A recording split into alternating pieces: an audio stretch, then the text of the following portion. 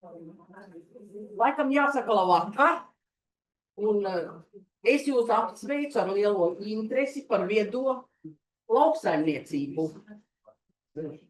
Nu ko, es domāju, ka sāksim, stingri centīsimies pieturēties pie reglamenta, un pirmais mums būs Vladimirs Burijs ar portatīvās ierīces un nedestruktīvās metodas augļu gatavības novērtēšanai āboliem, bumbieriem un saldajiem ķiršiem. Sākotnējie rezultāti. Jā. Lūdzu. Labdien! Mani sauc Vladimirs Burijs. Es esmu no Dārzkopības institūta un šodien vēlos iepazīstināt jūs ar pagājušās sezonas pētniecības darbā starp rezultātiem. Augļu gatavības un kvalitātes novērtēšanai visbiežāk tiek izmantotas destruktīvas metodas. Šķīstošas sausnas satura, jeb riksa, noteikšanai vajadzīga augļu sula. Tas nozīmē, ka atkārtoti mērījumi vienam un tam pašam augļim nav iespējami. Pētījuma mērķis bija novērtēt portatīvas, redzamas un tuvas infrasarkanas gaismas spektroskopijas praktiskā pielietojamību augļu gatavības noteikšanai, salīdzinot ar tradicionālajiem metodam āboliem, bumbieriem un saldiem ķiršiem, kā arī veikt iekārtu kalibrāciju.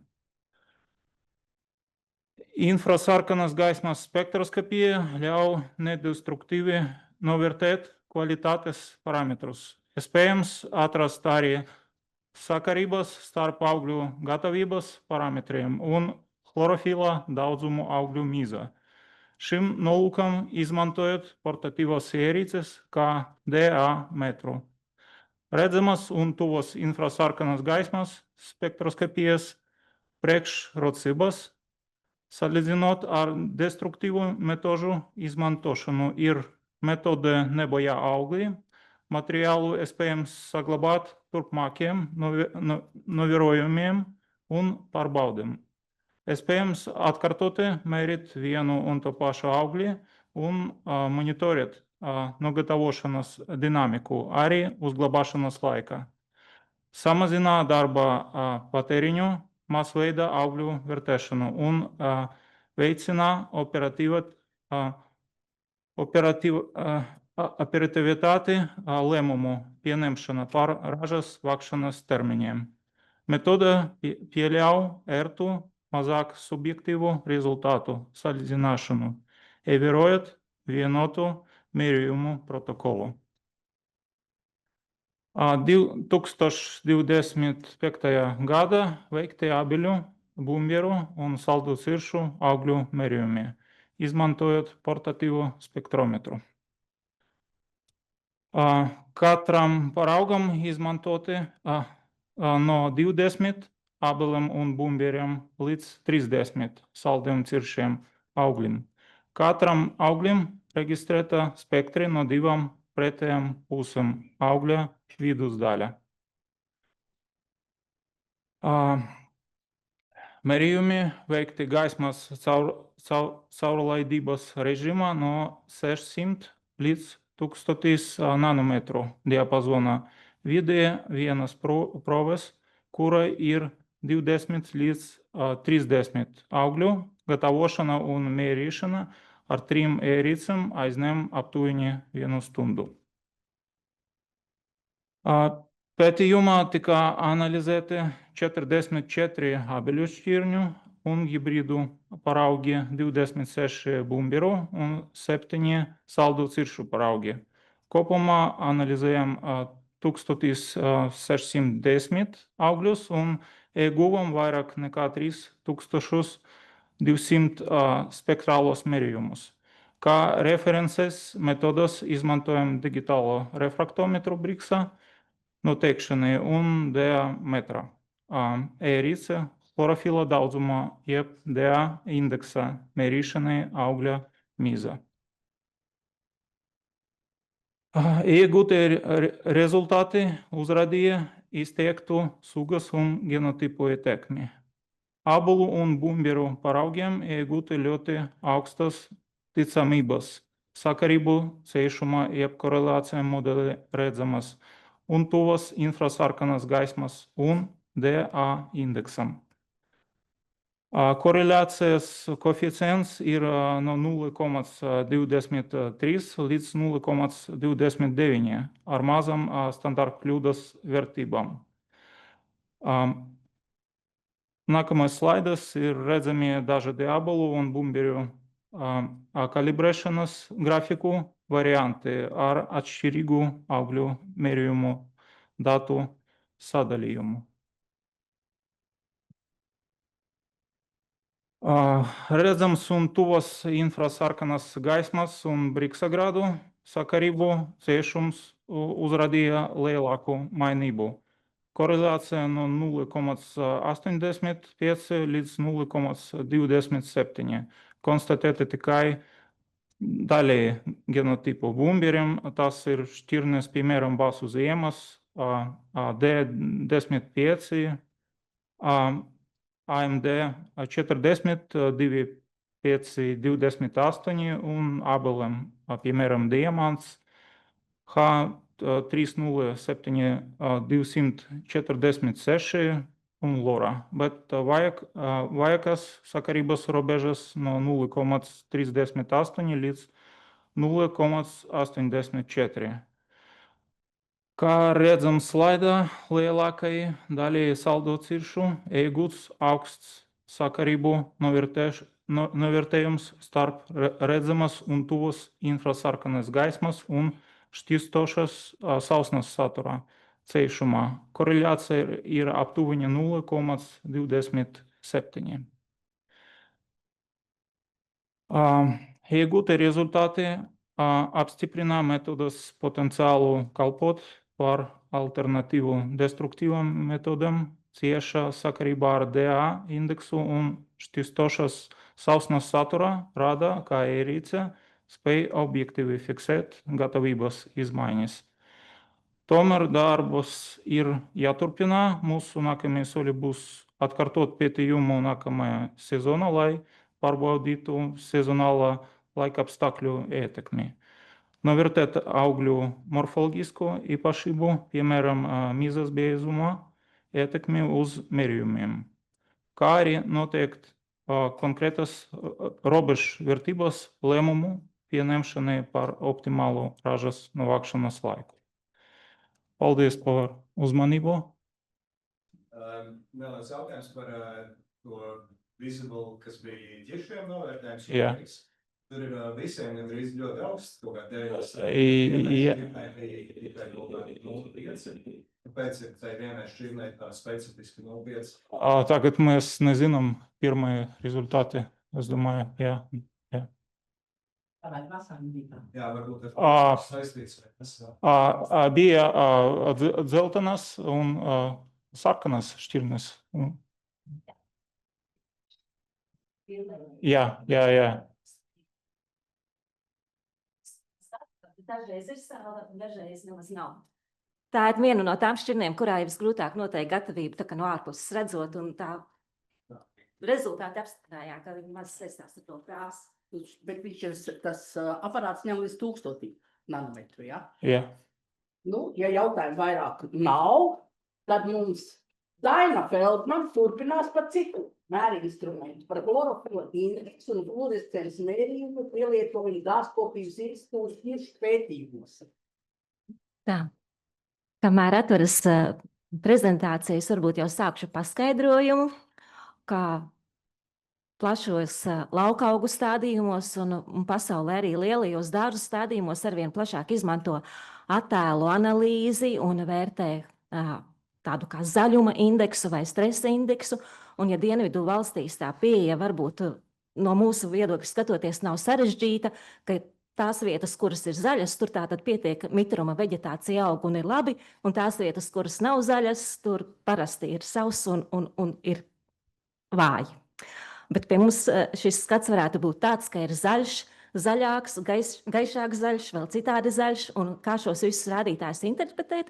Un šeit varētu palīdzēt varbūt tāds atskats uz mūsu iepriekšējos gados veiktiem chlorofila mērījumiem Dārzkopības institūtā. Un šie mērījumi parasti tika veikti kā viens no darba uzdevumiem, kas palīdzētu izskaidrot vai nu šķirņu vai pocām vai audzēšanas tehnoloģiju atšķirības, bet viņi netika pētīti tā kā tieši virzienā izpētīt to mērījumu kā tādu, to metodi kā tādu. Nu, un tad runāt par chlorofila indeksu un chlorofila fluorescenci.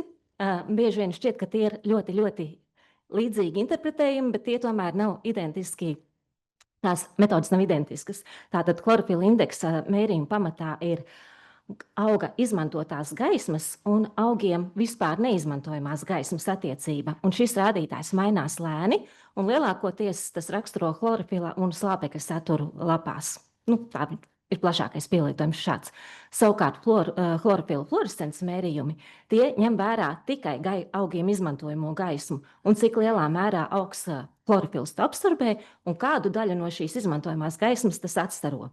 Un šis rādītājs mainās ļoti strauji, un tas plašākais pielietojums ir tā kā raksturot to auga stresa līmeni vai arī dzīvot spēju, fotosintēzes veiktspēju, to dažādi tulko latviski. Un tad pētījuma mērķis mums bija apkopot iepriekšējos gados iegūto informāciju un saprast, kas ietekmē izmaiņas. Nu, un kā jau dārzniekiem pirmais jautājums mums ir šķirne. Vai šķirne ietekmē to, kāds vispār, vai šķirne ir kaut kāds tāds raksturīgs chlorofila indeks? Jā, ir. To liecina gan dati par skābo ķiršu šķirnēm. Šeit ir grafika piemērs no 11. gada, tādi paši rezultāti.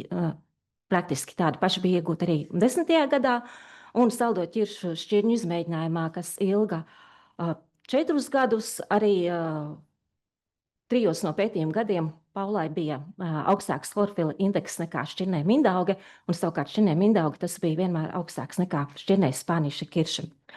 Bet tas ir tā skatoties pa sezonu kopumā. Bet kā mainījās šis indeks sezonas laikā, un vai to ietekmēja pocēlmi? Šis ir mazliet sarežģīti, bet aicinu jūs aplūkot grafikus pa vienam. Varbūt vienkāršāk būtu sākat ar skābo ķirsi zentenes.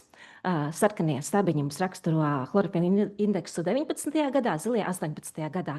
Redzat, ka gads ietekmēja būtiski, pocēlmiem būtiskas atšķirības ar pocēlmiem nebija. Un šīs 3 sadaļas visos 4 grafikos raksturos veģetācijas perioda sākuma daļu, maiju vai jūnija pirmos datumus.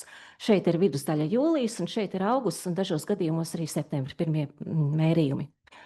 Skatoties saldo ķirsi Paula, tātad tika salīdzināti pocēlmi P7 Latvijas zemais un Prunas Mahaleb, un stabiņu kopa tātad atbilst pocēlmam.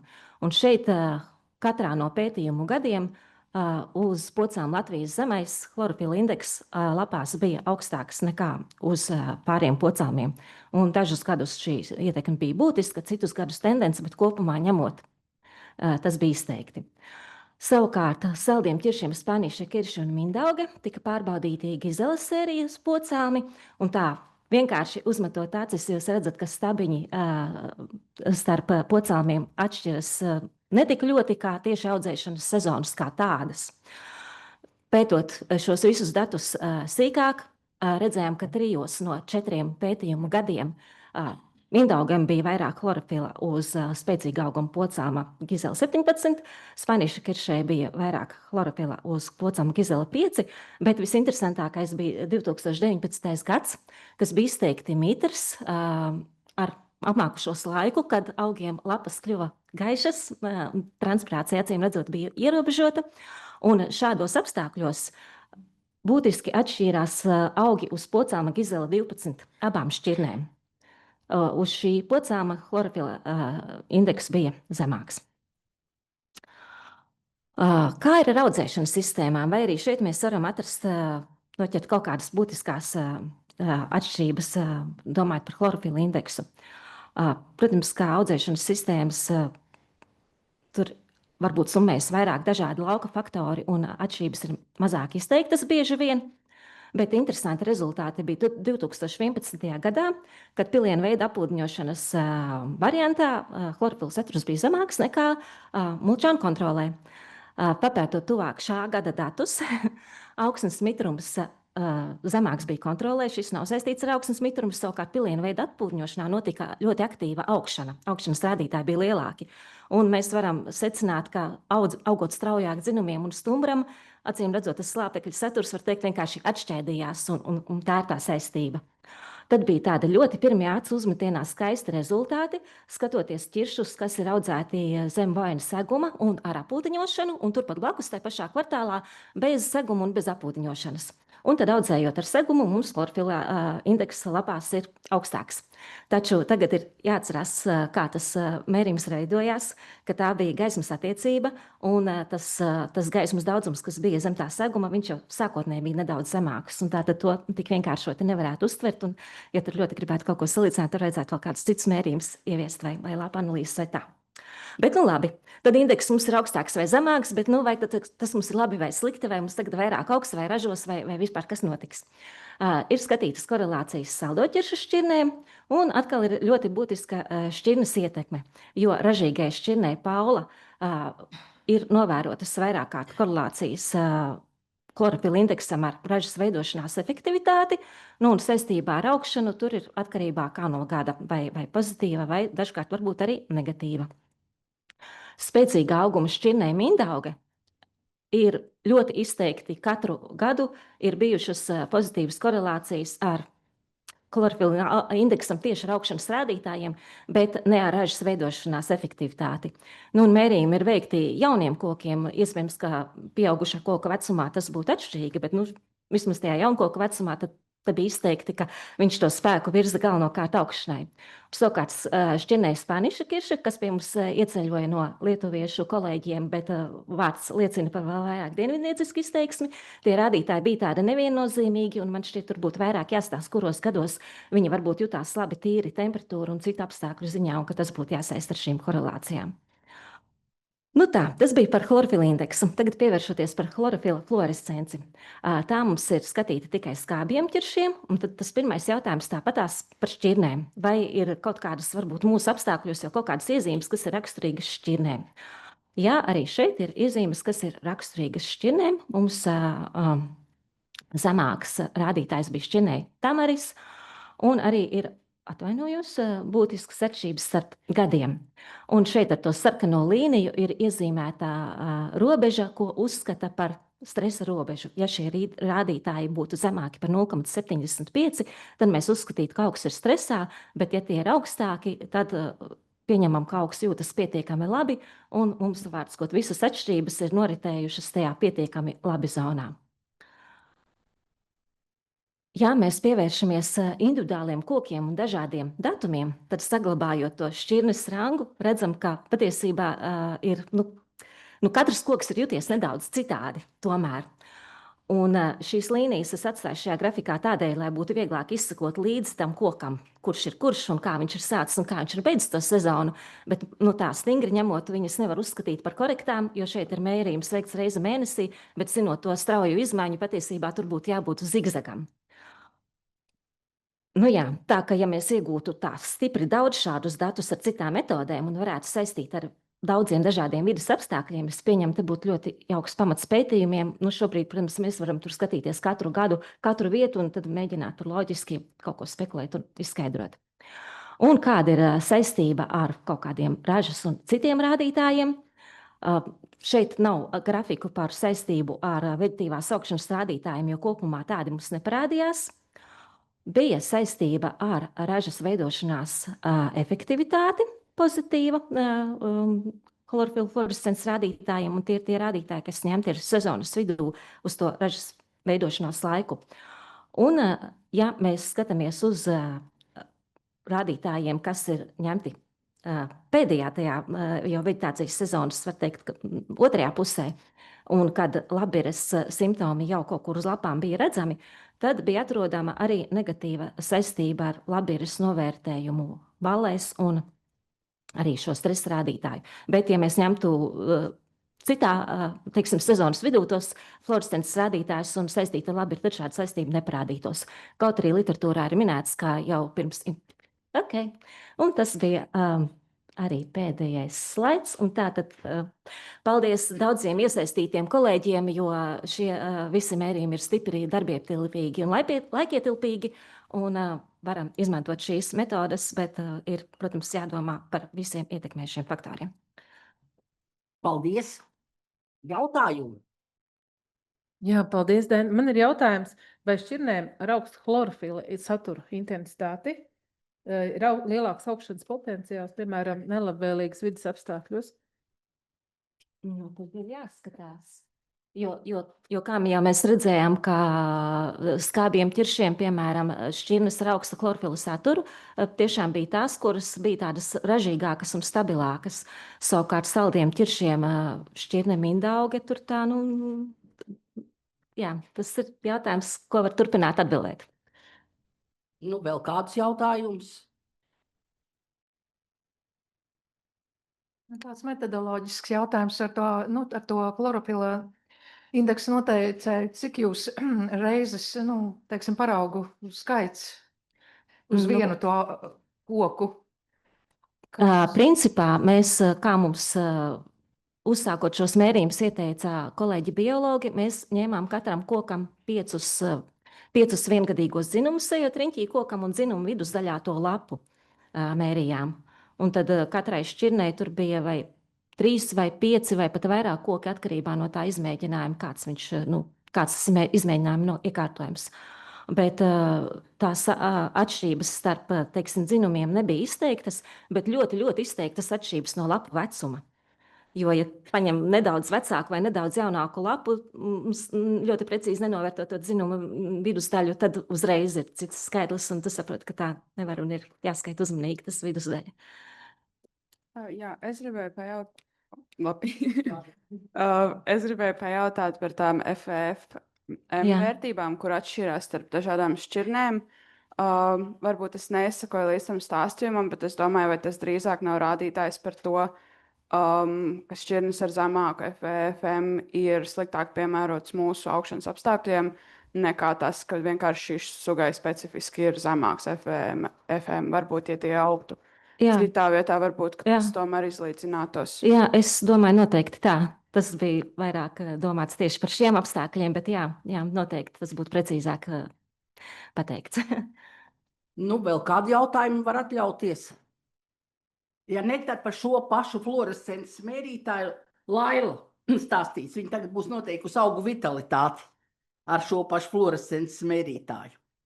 Labvakar, tātad man ir iespēja turpināt par fluorescenci. Es gan palabošu, ka mums iekārta nebija tieši tā pati. Mums ir savējā.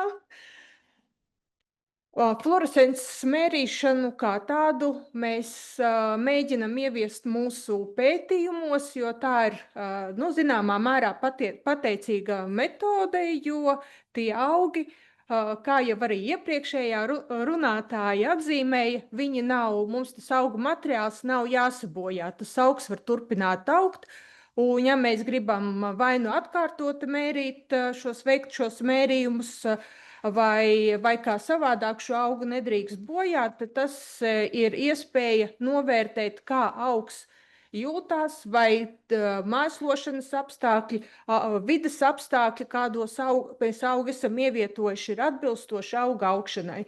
Un, praktiski pastāv dažādas šīs iekārtas un metodas, kā to fluorescenci var noteikt ar dažādām iekārtām. Mūsu iekārta ir šī te, kur es mēģināšu parādīt, šī te maliņā, tātad, kur tiek augs apgaismots ar noteiktā spektrālā sastāva apgaismojumu, un precīzi tātad iekārta nosaka, cik daudz no gaismas atstarojas. Izmantojam to metodu, kur augu lapas tiek noainotas pirms mērījuma.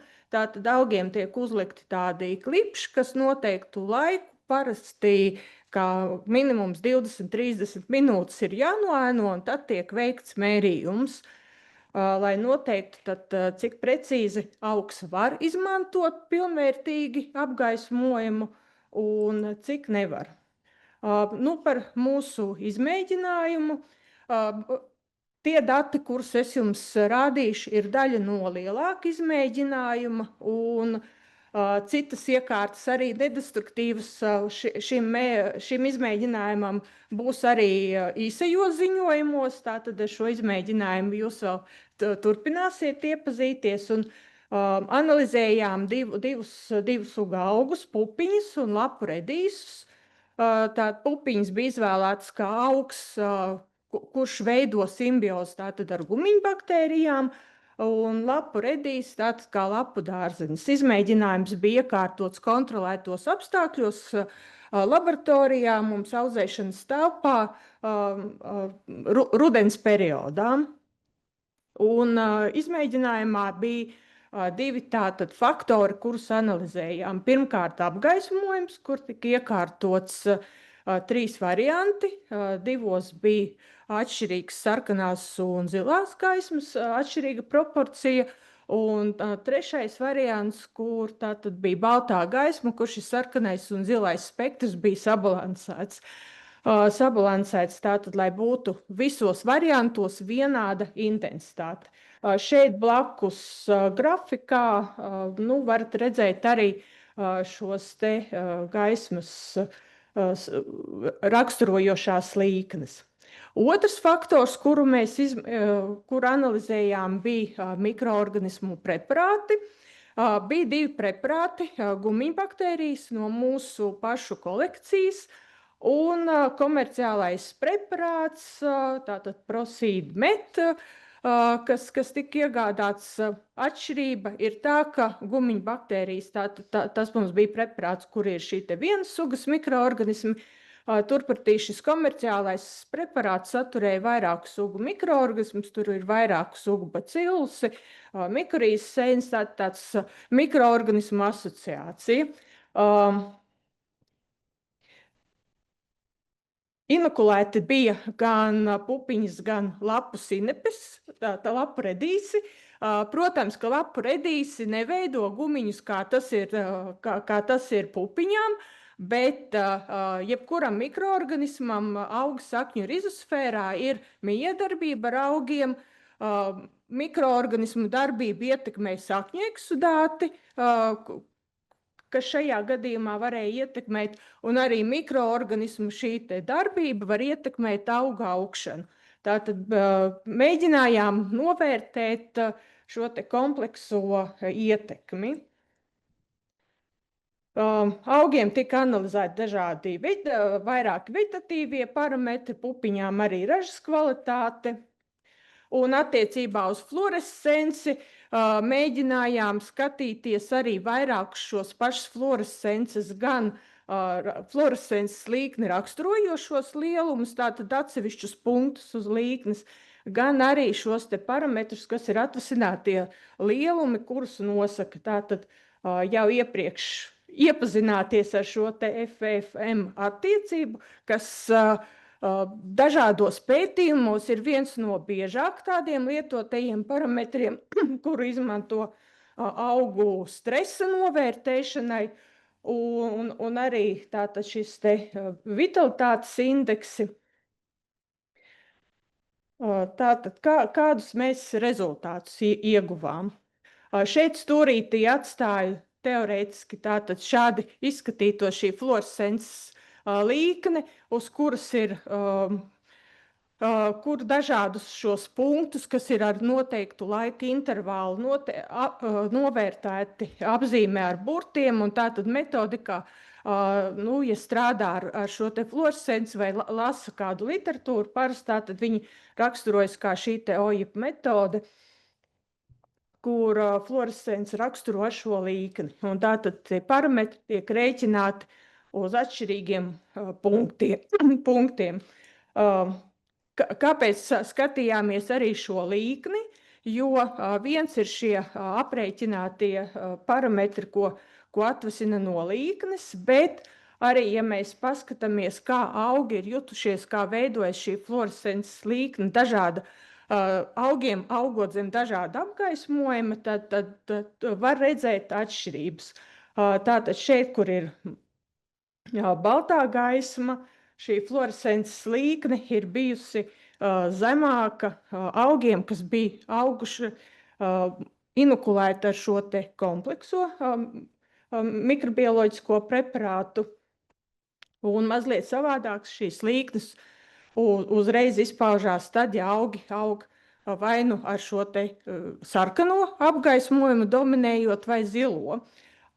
Kas liek domāt, ka augiem viņa augšanas viens ir, ka viņi ir jūtas paši labāk vai sliktāk, tātad mainās viņu šī te gan chlorofila saturs, gan fotosintēzes visa šīs sistēmas darbība, gan arī iespējams, ka to ietekmējas arī augu sakņu izdalījumu. Tātad tiek ietekmēta mikrobioloģiskā darbība.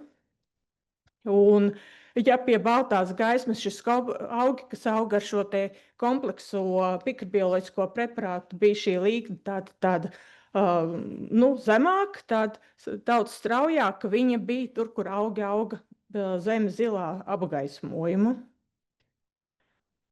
Pieminētie atsevišķi punkti, kas raksturo fluorescences līkni, tātad, ja mēs vērtējam atsevišķi augus tikai skatoties, kā to ietekmēja apgaismojums, tātad var redzēt, ka zem baltās gaismas vairākos posmos bija lielāka fluorescence. Savukārt otrā grafikā ir atsevišķi vērtēta šī mikroorganismu ietekme uz augiem, kur parādās uz atsevišķiem punktiem, tātad uz to, cik strauji veidojas šī fluorescence, atšķirības starp augiem, kas ir inokulēti, un kontrolas augiem. Jāatzīmē gan, ka tas sareiķinot būtiskumu, dažādi šie līknes punkti, protams, atšķīrā nebija vienlīdz būtiski. Tātad pupiņām bija novērtētas arī ražu veidojošie parametri, tātad sausnes saturs lapās. Ar krāsām atkal ir apzīmēti, tātad kontroli ir brūnā krāsā tie augi, kuri nebija inokulēti, un inokulēšana ar mikroorganismiem, tā ietekme vērtējam atšķirīgus dažādiem parametriem. Tātad tur, kur ir vairāk bija vērtēts sausnes saturs lapās, baltajā gaismā izpaudās vairāk šī te gumiņu baktēriju klātbūtne. Savukārt 100 sēklu masa zem zilā apgaismojuma, savukārt proteīna daudzums sēklās arī netik būtiski, bet zem zilā apgaismojuma. Līknes lapu redīsiem. Jā, man jābeidz. Tātad galvenais, ko var secināt, ka tā atšķirības starp augiem arī ir jāņem vērā sugu specifiskums un atbildes, tātad kā augi jūtās zem šiem dažādiem apgaismojumiem. Jābeidz, tātad labi. Par secinājumiem tātad. Secinājumi, ko mēs varējām no tāda īsa izmēģinājuma redzēt, bija pirmkārt, ka šie te chlorofila fluorescences parametri vairāk mainījās un bija ietekmēti no šīm te mikrobioloģiskajiem preparātiem nekā no apgaismojuma. Savukārt uz ražu tieši ietekmēja apgaismojuma spektrālais sastāvs, kas, zināmā mērā ir arī loģiski. Un, līdzīgi arī ir tad lapredīsiem. Paldies par uzmanību. Paldies. Jautājumi. Es kaut nevisai gudrs jautājums.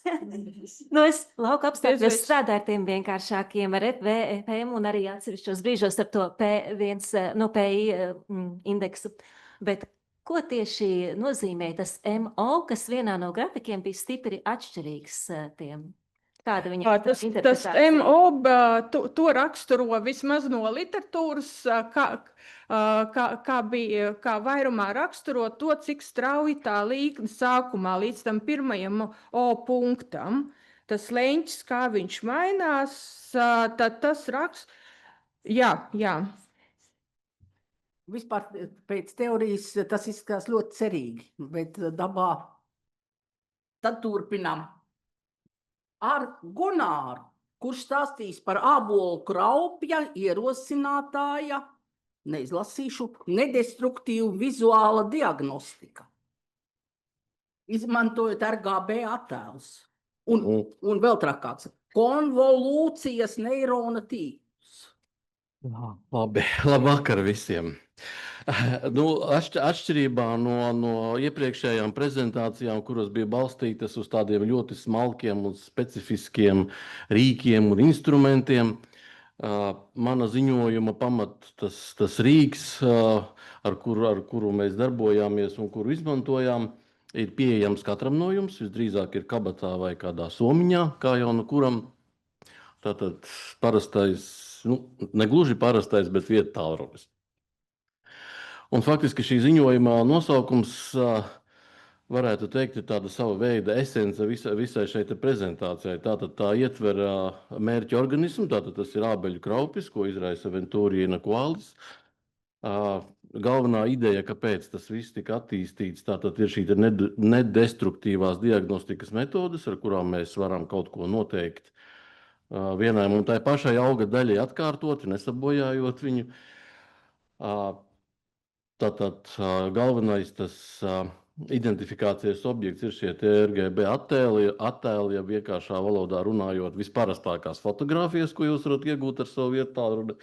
Un tas sarežģītākais, tas konvolūcijas, jeb CNN neironu tīkli, jā, tā ir tā metode, ar kuras palīdzību tātad šī atpazīšana notiek. Bet detalizētāk man par tiem lūdzu nejautājiet neko, to veids datoriķi uzreiz pasaku. Kāpēc vispār viss šis pasākums tika sākts? Tātad ābeļu kraupis ir nozīmīgs augļkopības riska faktors. Tā ir viena no izplatītākajām, laikam visbīstamākajām, nav pareizi teikt, bet vis tādām slimībām, kurā ir vislielākā ietekme, teiksim, uz ražu un attiecīgi arī pēc tam uz saimnieku ienākumiem. Protams, ir izstrādātas dažādas, pat ir vairākas šīs prognozēšanas metodes, kas balstās pārsvarā uz vides faktoru analīzi un sniedz savas rekomendācijas atkarībā no tā, kad izveidojās šī sēnē vislabvēlīgākie vides apstākļi, taču nevienmēr ar to pietiek. Un ir nepieciešami kaut kādi rīki pietiekoši vienkārši lietošanā, lai varētu pēc iespējas agrīnāk diagnosticēt šo slimību. Teiksim, tas attēls, kas ir slaidā norādīts, tas jau būtībā jau ir par vēlu kaut ko darīt. Līdz ar to ir nepieciešams ieraudzīt pēc iespējas ātrāk. Un kā jau tas dzīvē parasti atgadās, šie agrīnie simptomi parasti ir grūtāk identificējami.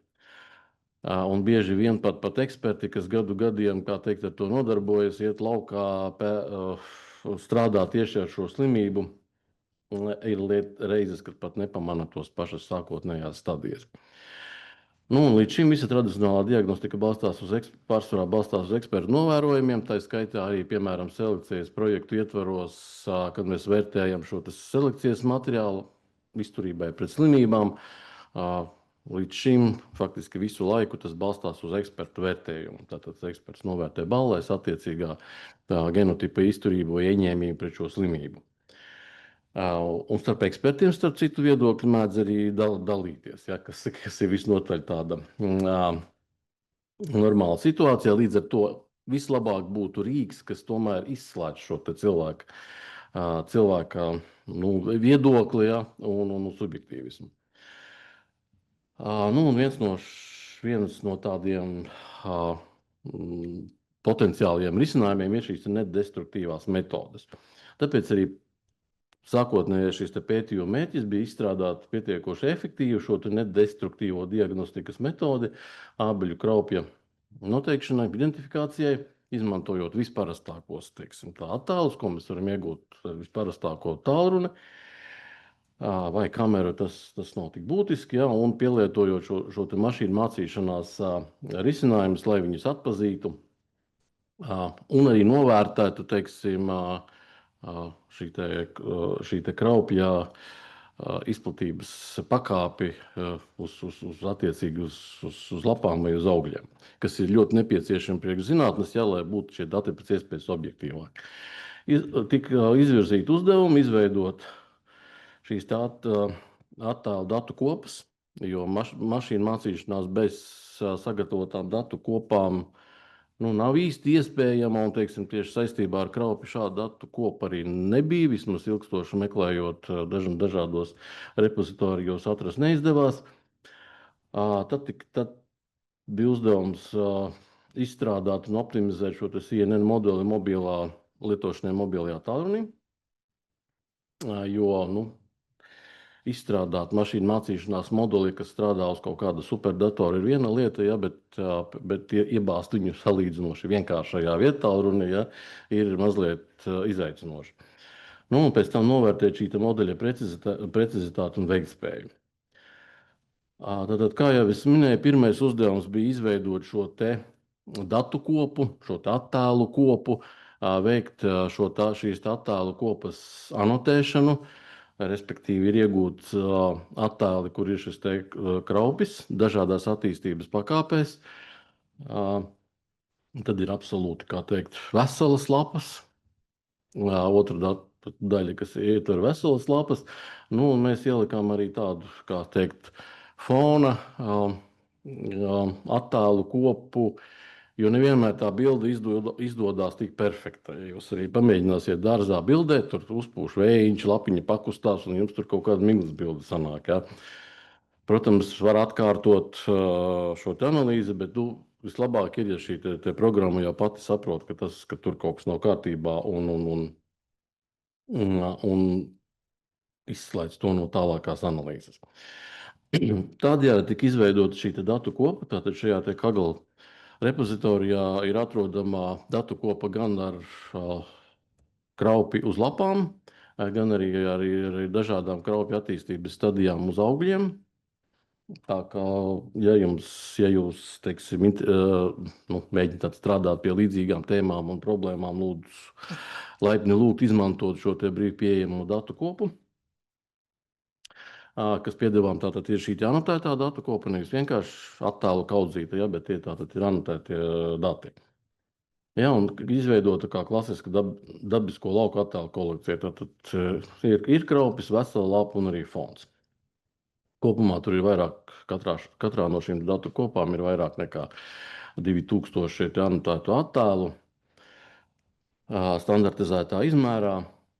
Ja, lai pēc tam varētu, un katrs, teiksim, attēls pēc tam tālāk analīzē tika sadalīts šajos 5x7 attēlu režģī, lai varētu pielietot šīs te mašīnu mācīšanās nolūkiem. Tad pašas aplikācijas izstrādē, tātad tika izmantota šī CNN arhitektūra mobile net otrā versija, ja, kur tika veikta šo te datu kopu secīga optimizācija ar atbilstošām metodēm, kā arī izstrādātais modelis tika, kā teikt, pārmācīts, ja testēts pakāpeniski vēl uz 4 citām datu kopām. Šis te iFoods, Flowers, Plant Pathology un eScab, kas tālāk procesa gaitā tika atrastas dažādos repozitorijos. Tika veikta šī te datu paplašināšana un regularizācija un arī veikta apmācība GPU vidē ar adaptīvo optimizāciju. Un te ir daži parametri par to, teiksim, kā šis te mūsu projektā izstrādātais modelis varbūt tās bija salīdzinoši ar tiem jau atrastajiem un līdzīgajiem. Tātad mūsu šis te modeļa precizitāte bija uzrādīja 96% precizitāti, kas nav mazsvarīgi ir paša šī te modeļa, jeb šīs te aplikācijas lielums, tātad šī aplikācija salīdzinoši maza, gan lai to varētu, teiksim, ērti lietot vietā, un tas varbūt nebūtu tas būtiskākais, bet tas plāns bija šo te modeli tālāk pārnest arī uz lietošanu dronā, kur varētu būt lielāki šie te apjomi ierobežojumi un arī apstrādes laika ierobežojumi, lai mēs nonāktu pie šī te rezultāta. Nevis, lai nodarbotos ar, teiksim, ar šo attēlu lejuplādi, pēc tam analīzi kaut kur, kaut kādā mākoņu servisā, un pēc tam rezultātu augšuplādi, bet lai tas notiek uz vietas. Un salīdzinoši ar tiem etalonu modeļiem, kas viņi nebija gluži vienādi, bet līdzīgi, tātad mūsējais uzrādīja labākus šos te rezultātus. Te ir bilde, kāds viņš izstās ekrānā, rezultātā tika izstrādāta šī te patosista aplikācija. Diemžēl šobrīd tā aplikācija ir, varētu tā teikt, remontā, jo mobīlo tālruņu atjauninājumi nāk tik ātri un tik bieži, ka šis te mūsu aplikācija vairs netika līdzi, un līdz ar to šobrīd ir sadarbojoties jau ar RTU Rēzeknes filiāles datoriķiem, tiks veikta šīs te aplikācijas, tā teikt, renovācija, un atgriešana atpakaļ dzīvē, un tad viņi arī būs pieejama, teiksim, šajos te aplikāciju vietnēs, kā bezmaksas rīks izmantošanai. Tātad galvenie secinājumi, ir izstrādāts pietiekoši efektīvs šis te mobilais diagnostikas modelis, kas ir piemērots lauka monitoringa vajadzībām, jo jums nav nepieciešams nekāds papildu aprīkojums, nekas tam līdzīgs. Protams, ir šis darbs jāturpina un iespējams, teiksim, lielākās datu kopās, lai uzlabotu šo te precizitāti, un varbūt kaut kādus citus parametrus. Teiksim, tas varētu būt tāds labs pamats paplašinājumu veidošanai arī uz citām slimībām. Kaut gan, godīgi sakot, kraupis nebūtu nav tas pateicīgākais objekts, ko mēs izvēlējāmies šādas te aplikācijas izstrādē, jo viņš bieži vien izstās ļoti līdzīgs ar citām slimībām, teiksim, ir vienkāršāk risinājumi. Ar to es tad arī gribētu teikt paldies par uzmanību. Jautājumi? Tikai lūdzu ne par datorlietām specifiskāk. Pirmā lieta būs, ka tā aplikācija būs vēl līdz nākošajai ražai, veģetācijas periodā. Varbūt. Viss atkarīgs no konkrētā studenta ātruma. Vēl jautājumi? Paldies. Tas jautājums, jūs mēģināt bildēt, tad, kad ir gan kraupis, gan citas slimības, vai fizioloģiskie kaut kādi bojājumi, kā tas ietekmē precizitāti, vai kaut kāds tāds tests bija. Un tad otrs piereizes, kā ir, pat dronu, ja domāju, tur jau ir svarīgi, ja drons, tad viņam baigi lēnu jālido, baigi zemu jālido, jo tur izšķirtspēja svarīgi, vai tas pār, cik tas ir realistiski, man liekas, pagaidām nē. Jā, tas gan netika ievietots tajā kopīgajā datu kopā, bet vispār testos tika izmantoti attēli, kur ir uz tās pašas lapas, piemēram, ir vēl arī citas slimības. Bija atsevišķos gadījumos tas samazināja, diemžēl, faktiski tas samazināja to atpazīšanas spēju, un bija kļūdas, kad viņš arī citas slimības atpazina kā kraupi. Tas ir mīnus, tāpēc arī it kā šie te papildus testi, un šī papildus apmācība ir nepieciešama, lai uzlabotu to izšķirtspēju. Par droniem runājot, ar laukiem ir salīdzinoši vienkārši, tur drons lido un viss, tur viņam nekādu šķēršļu īpaši nav.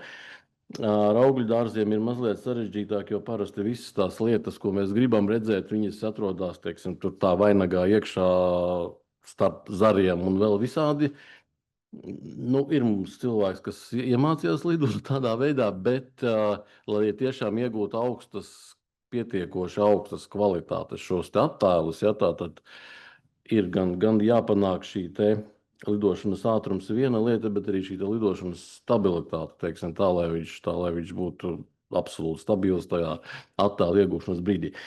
Tā bija ideja, kas neattīstījās tālāk uz šo brīdi, jā, jo vienkārši mūsējais drons, kas bija mūsu rīcībā, viņš vienkārši nav viņa kameras izšķirtspēja nav tik laba, lai viņš varētu to pavilkt. Tāpēc tas varbūt šobrīd ir tāds, tā, hipotētisks risinājums. Ļoti liels paldies par secinājumiem. Tā bija pirmā lapa, kur es visus vārdus sapratu. Bet vai, teiksim, varētu būt, kad kraups varbūt, jā, tā ir grūta slimība, bet varētu būt tas pirmais, ka, teiksim, tās laputas man dārzā atrastu kaut kā ātri un no tā drona vismaz. Jo tās ir kā varētu būt, ka tās kaut kā ātrāk var ieraudzīt. Varbūt. Ļoti iespējams, jā, laputs ir tādu, jā, tur tā zaļā krāsā, ka viņi jau maskējās pietiekoši labi, un atrodas lapas apakšā bieži vien, ko drons nemaz neredz, ja bieži. Un apakšas pielidot būs pagrūti. Bet, jā, protams, dažādi šie te kaitīgi organismu atpazīšanas iespējas atšķiras. Un, jā, kraupis varbūt nebija tā pateicīgākā izvēle. Ir citi vieglāk nosakāmas slimības un arī iespējams kaitēkļi, kas tādi nekaunīgāki un pa virspusi dzīvojās, es domāju, ka varētu tos vieglāk. Vēl kādam ir interese. Paldies. Tālāk pār tālas pēti. Vasaras kviešu agrīno paudžu selekcijā, veģetācijas indeksu izmantošana saimniecisko pazīmju prognozēšanai. Zaiva. Jā, labdien! Agrīnās paudzes selekcijas posmā līnija novērtēšana bieži vien ir laikietilpīga un darbietilpīga, kā arī ir iespējama subjektīvs vērtējums, kas var ietekmēt gala lēmumu pieņemšanu pie līnija atlases. Tādēļ ir ļoti būtiski rast risinājumu vai veidu, kā šo procesu pātrināt, un to ir iespējams izdarīt, izmantojot tālspētes mērījumus ar multispektrāliem un RGB attēliem. Mans pētījuma mērķis bija noteikt efektīvākos veģetācijas indeksus, graudu ražas, augu un vārpu skaita prognozēšanai. Lauka izmēģinājums tika ierīkots Sendas pētniecības centrā 2025. gadā. Izmēģinājumā iekļāva 17 vasaras kviešu selekcijas līnijas no 3 krustojuma kombinācijām – 6 vecāku šķirnes un vecāku augu šķirnes un standarta šķirne Arabela. Vēlējamies arī salīdzināt dažādas izsējas normas. Pirmais izsējas variants ir ar aprēķināto izsējas normu, ar 500 dīgspējīgām sēklām uz kvadrātmetru, kas ir sabiezinātāks sējums, un otrais ir fiksētā izsējas norma rindiņā, izsējot 40 sēklas. Attēlā par labi vēlējos parādīt izmēģinājumu lauciņu plānojumu. Rindiņas garums ir 1 metrs un attālums starp rindiņām 33 centimetri, lai attēlos varētu labāk atšķirt šīs rindiņas pie attēla analīzes. Lidojumu izmantojot matricu 300 RTK ar multispektrālo kameru, tika veikti 7 reizes veģetācijas periodā. Lidojuma augstums bija 20 metri, attēla izšķirtspēja 0,57 cm pikselī. Tabulā pa labi ir uzskaitīti visi lidojumi, kopumā 7 un attiecīgie auga attīstības etapi. Pirms datu analīzes uzsākšanas veicu literatūras izpēti, lai apkopojot izmantotos veģetācijas indeksus, kas visbiežāk tika izmantoti ražas prognozēšanai kviešiem. Un kopumā izvēlējos 7 RGB un 9 multispektrālos indeksus. Un tā kā indeksu aprēķinam tiek izmantotas vienas un tās pašas reflektances vai vērtības, tad bija nepieciešams veikt šo indeksu multikoliniaritātes pārbaudi, nosakot to savstarpējo korelāciju. Izvēlējos indeksus, kuri savstarpēji nekorelēja, un starp izsējas variantiem šī izvēle bija diezgan līdzīga ar nelieliem izņēmumiem. Iesākumā vēlējos apskatīt analīzē izmantoto agronomisko pazīmi atšķirības starp izmantotajiem sējas variantiem.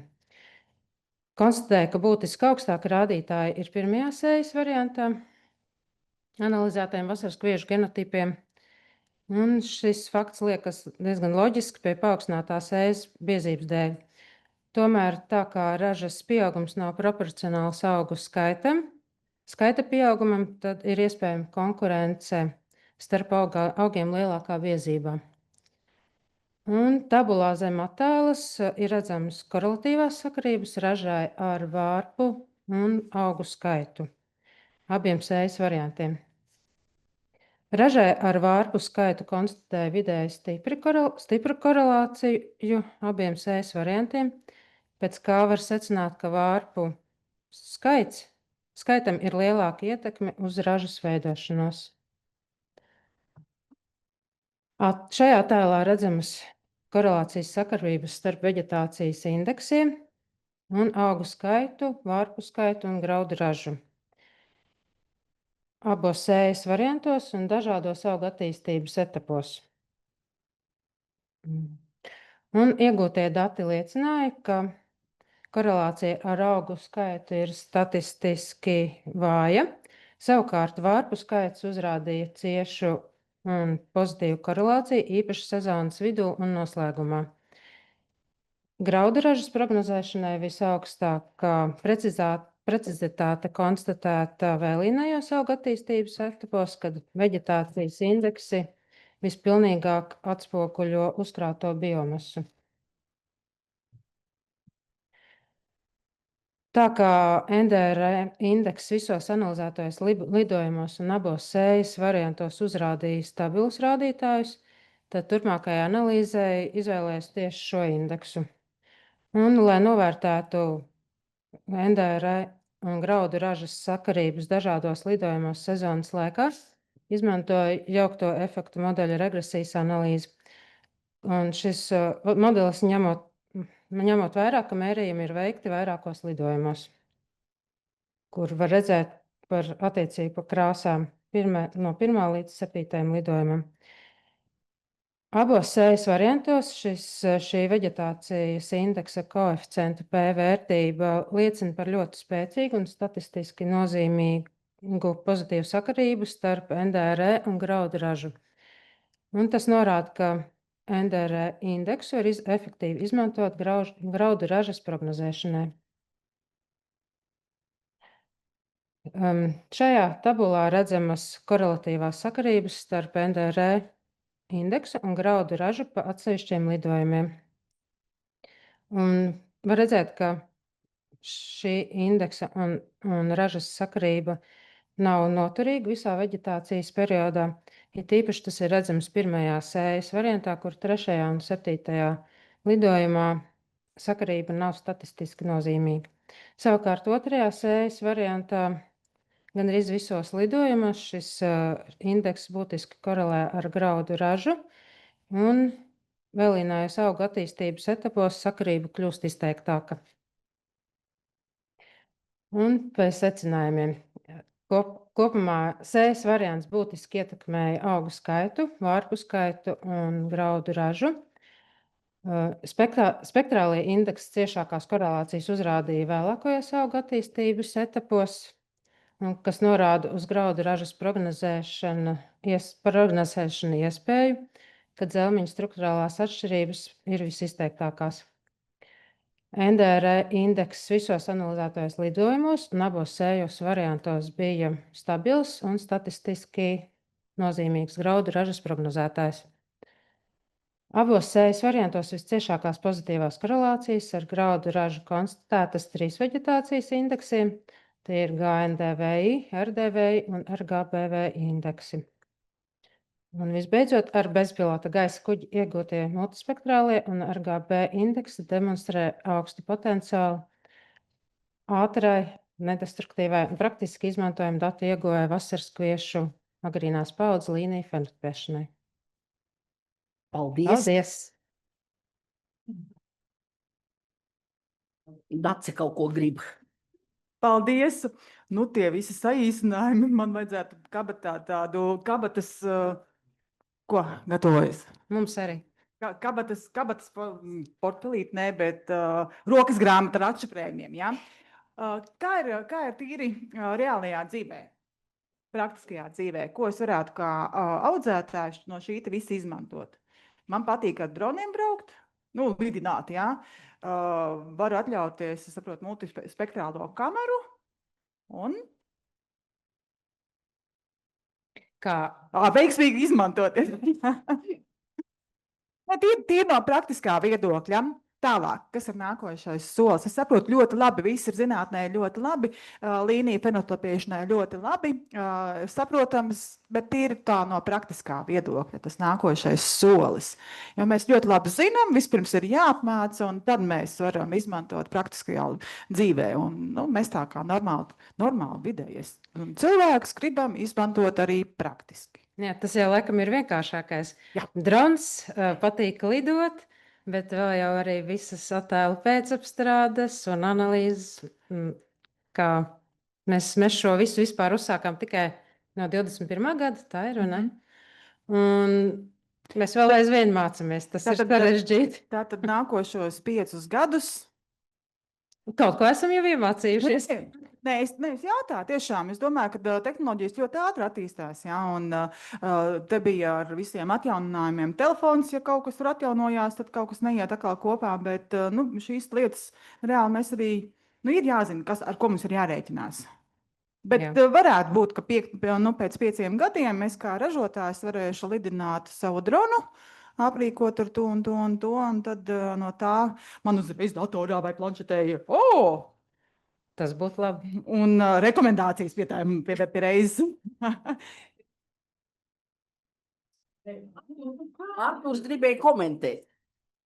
Es varu pakomentēt, atbildot, jā. Tu jau, ja tev ir liels maciņš, tu jau tagad vari noteikti nopirkt visu šīs te ierīces un sākt veidot sev diferencētās slāpekļa izkliedes normas. Nu, tas ir tas, ko jau var darīt šodien ar šo te pašu NDRI indeksu, vienkārši taupīt uz slāpekli.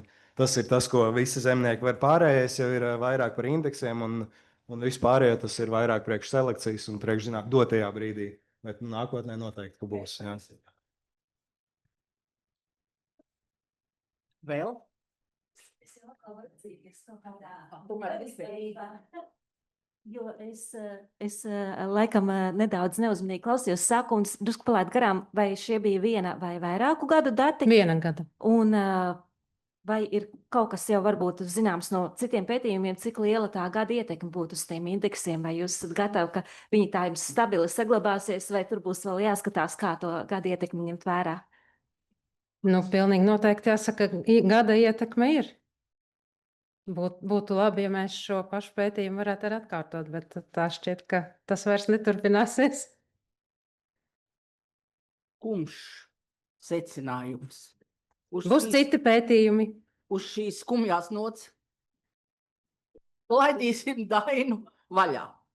Lai dotu vārdu man, es būšu tagad mārdūmu ar nedestruktīvo metožu izmantošanu tomātu augļu kvalitātes novērtēšanā. Tātad, ko mārdūmu jūs gribēja teikt?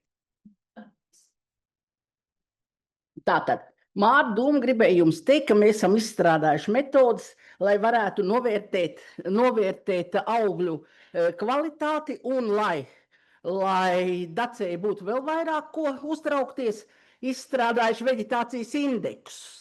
Un izstrādāt šie tie veģetācijas indeksi ir likopēna, beta-karotīna, sausnas, kopējo fenolu titrējamās skābes, šķīstošās sausnas, garšas indeksa un flavonīdu noteikšanai.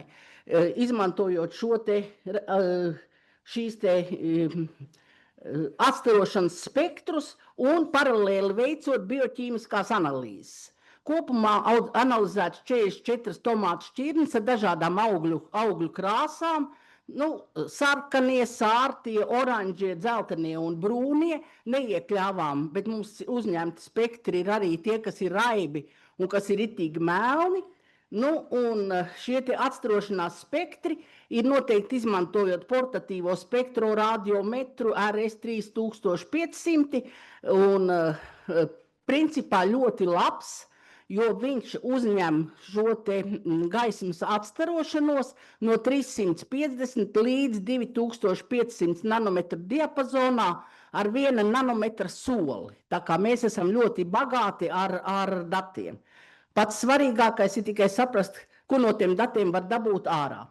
Un tā tad ir veikts arī šīs te bioķīmiskās analīzes, un kas mums ir šajā visā sanācis. Tagad jūs arī esat jau lieli speciālisti, jūs varat noteikt, kādā krāsā tomāts ir, un principā kāds ir viņa likopēna un beta-karotīna saturs.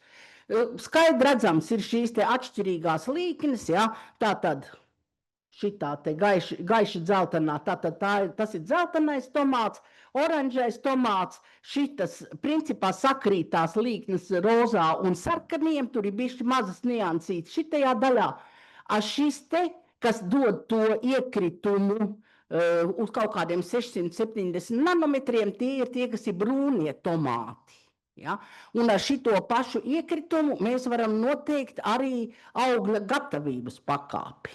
Tātad, ja man sarkanajam tomātam parādās šitajā vietā iekritums, iekritums parādījās dzeltenam tomātam, tātad visticamāk tas dzeltenais tomāts nav bijis īsti gatavs. Palaposimies ar to, ka mums izstrādāti ir likopēna noteikšanas indeksi, tā strādā tīri labi, tātad šis te korelācijas koeficients starp bioķīmiskām analīzēm un šiem te veģetācijas indeksiem ir 0,9, principā 0,93.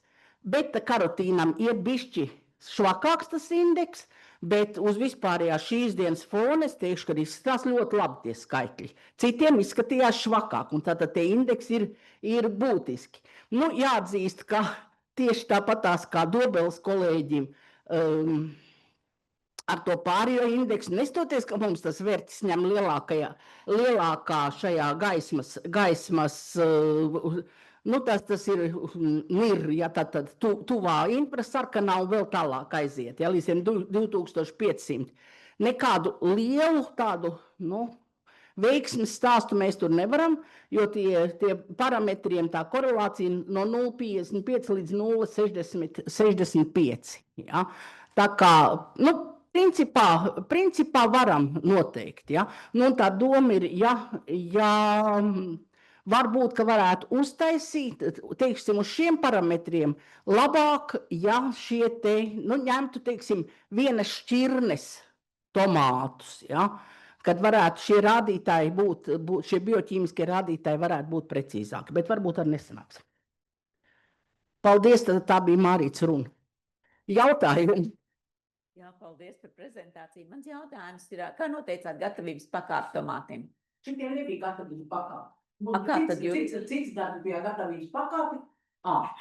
Principā to gatavības pakāpi tieši to chlorofilu daudzumu arī nosaka. Ja ir tas iekritiens, ja, ļoti labi pierādās, ja ir tas iekritiens, tad tas tomāts vēl īsti gatavs nav. Chlorofils tomāta auglī ir zaļi tomāti, ir, ja, un chlorofilu brīnišķīgi pierāda. Jā, paldies par prezentāciju. Šis te karotenoīdu līmenis, tas ir jūsu pašizdomāts indeks vai?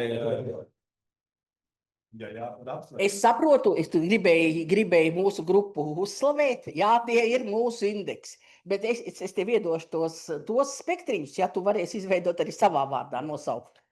Tā ir vienkārši interesanti, vai var tā kā pilnīstāt to redzēt lapās vai citos augļos, vai tas ir specifiski tikai tomātos? Mēs, godīgi pateikšu, pamēģinājām uz bietītēm. Ja? Kaut kas sanāca tas korelācijas koeficients, tagad var samalot laikam 0,56 sarkanajām bietēm. Es biju dziļā šokā, ka nekas nesanāk, bet pēc šodienas es esmu ļoti, pareizie vārdi, normāli. Ja? Tā kā var uz sarkanām bietītēm arī. Bet arī tur, ja gribi, varu skaitlīšus iedot. Paldies par referātu. Mums šajā galā vairākiem radās jautājums, kā jūs aprēķināt garšas indeksu un kā tas savstarpēji korelē ar organoleptisko aptauju rezultātiem? Paldies. Tātad garšas indeksa aprēķina izdalot briksu ar 20 reizes notitrētās skābes daudzumu. Tur bija vēl kaut kas, un vēl bija jāpiesumē. Nu, redzi, tas bija tieši šis pats jautājums, ko es gribēju uzdot dārzkopības sekcijā, jo tur bija noteikts saldums organoleptiski un saldums ar briks grādos, ja? Un vilku īsti korelācija nesanāca, ja? Jo garša ir subjektīva, tāpēc ir vajadzīgi šitie skaitļi, ja? Jo tas atvieglo dzīvi. Plāniem, klausoties to, un neesot bioķīmiķim, bet no gudriem kolēģiem, zinot, kā fenoli ir plaša savienojuma grupa, tāpat kā antociāni, varbūt, ka jums ir doma arī skatīties korelāciju ar kādu konkrētu savienojumu, varbūt, ka to varētu izmantot. Es varētu tajā grafikā uzzīmēt. Ir tāda tomātu šķirne indigo roze, ja? Un indigo roze ir antociāni. Un tas grafiks vēl vairāk aizvelk uz 700 nanometriem. Principā tas ir reāli izdarāms. 535 nanometru antociānu, normālais absorpcijas maksimums. Tā ir? Ir. Paldies. Tagad es tēlošu sevi. Tātad, faktiski šeit man ļoti viegls tas stāstījums ir, jo Laila jau par daļu no tiem eksperimentiem izstāstīja. Ja? Tātad, doma, kāpēc mēs to uzsākām, tāpēc, ka ļoti bieži ir vajadzīgi pētījumi, iedod tev kaut kādu tādu pulverīti labu, ja, un saka, ka tā uzstimulēs, vai ne, ka maz neliksies. Un bieži vien, teiksim, tādu tomātu ražu gaidīt ilgi, ja, gribētos kaut ko tādu, lai tu vari žiperīgi noteikt, ir tam preparātam efektivitāte vai nav. Un tātad pirmais eksperiments ir ar tām pašām pupiņām, pa ko stāstīja Laila. Otrais eksperiments ar tomātiem un šī te pupiņa eksperimentā tātad 2 gaismas režīmi un kontrole, 3 gaismas režīmi un kontrole un 2 mikrobioloģiskie preparāti un tomātiem ir 2 ar mikrobioloģisko preparātu Bacillus megatherium vai bez šī te mikrobioloģiskā preparāta, bet šie te tomāti ir laistīti, viena laistīti 2 reizes nedēļā, otra laistīti 3 reizes nedēļā. Un tagad speciāli dacei, ja, tātad šie te dažādie veģetācijas indeksi, bet šajā gadījumā šie veģetācijas indeksi ir sadalīti par noteiktām grupām. Ir veģetācijas indeksi, kas no literatūras ir paņemti kā auga stresu raksturojošie indeksi, tālāk nākošie ir tie indeksi, kas raksturo pigmentu daudzumu, un ir arī indeksi, kas raksturo ūdens saturu augā. Kopumā bija mums tur stipri daudz tie indeksi. Tagad es varu samalot, bet man liekas, ka pie 40 dažādiem indeksiem, jo dators jau ļauj šos indeksus rēķināt. Šeit ir tie indeksi, kuriem ir parādījusies kaut kāda tāda ietekme uz pētāmajiem parametriem. Lūk, ja mēs skatāmies uz pupiņām, tad šie te efektīvi mums ir bijuši indeks PRI, tālāk viens no ūdens indeksiem, rupšvārds PSRI, kas liecina par auga novecošanos, un vēl zaļuma indeks. Ja, tātad tie ir. Ja mēs skatāmies uz baktēriju ietekmi, tad mums ir šie te pozitīva ietekme uz šo zaļuma indeksu, Lichtatera otro indeksu, un ūdens satura indeksu. Bet, ja mēs paskatāmies, vai šie indeksi mums ir nokorelējuši ar ražām, ja, diemžēl, tas veiksmes stāsts tur nav sanācis. Ja? Tātad faktiski augs ļoti veiksmīgi izvēlās šo te savu stratēģiju, kā viņš augs. Ja? Tātad īslaicīgi es varu noteikt, kā viņš jūtās, ja? bet ilgstošākā periodā tur īsti nesanāk. Parādās, ka ir bijusi ietekme gaismai, un kas man bišķi varbūt liekas tā, kam nevajadzēja tā būt, ka zem sarkanās gaismas ir bijusi mazāka raža. Sarkanai gaismai vajadzēja stimulēt fotosintēzi, bet šī gadījumā zilā gaisma ir uzrādījusi lielāku aktivitāti nekā sarkanā gaisma.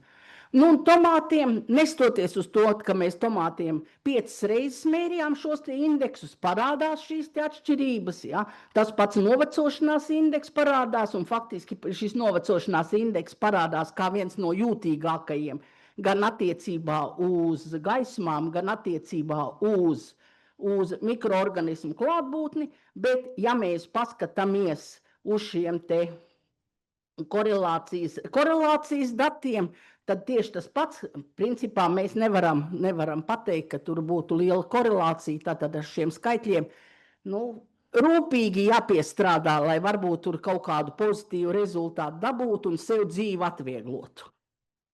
Paldies! Gribējām zināt, vai novecošanās indeks tiek rēķināts augam vai jau novāktam tomātam. Šitas nebija par tomātiem, par šiem augļiem. Tas nebija par augļiem, tas bija par lapām. Šitie visi indeksi lapām sarēķināti. Piedod, es jau domāju, ka tu par zinātnieku prasīsi novecošanās indeksi.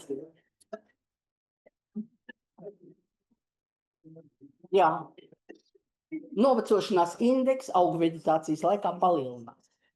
Tā kā. Ka paliek vecāks, paliek. Jā.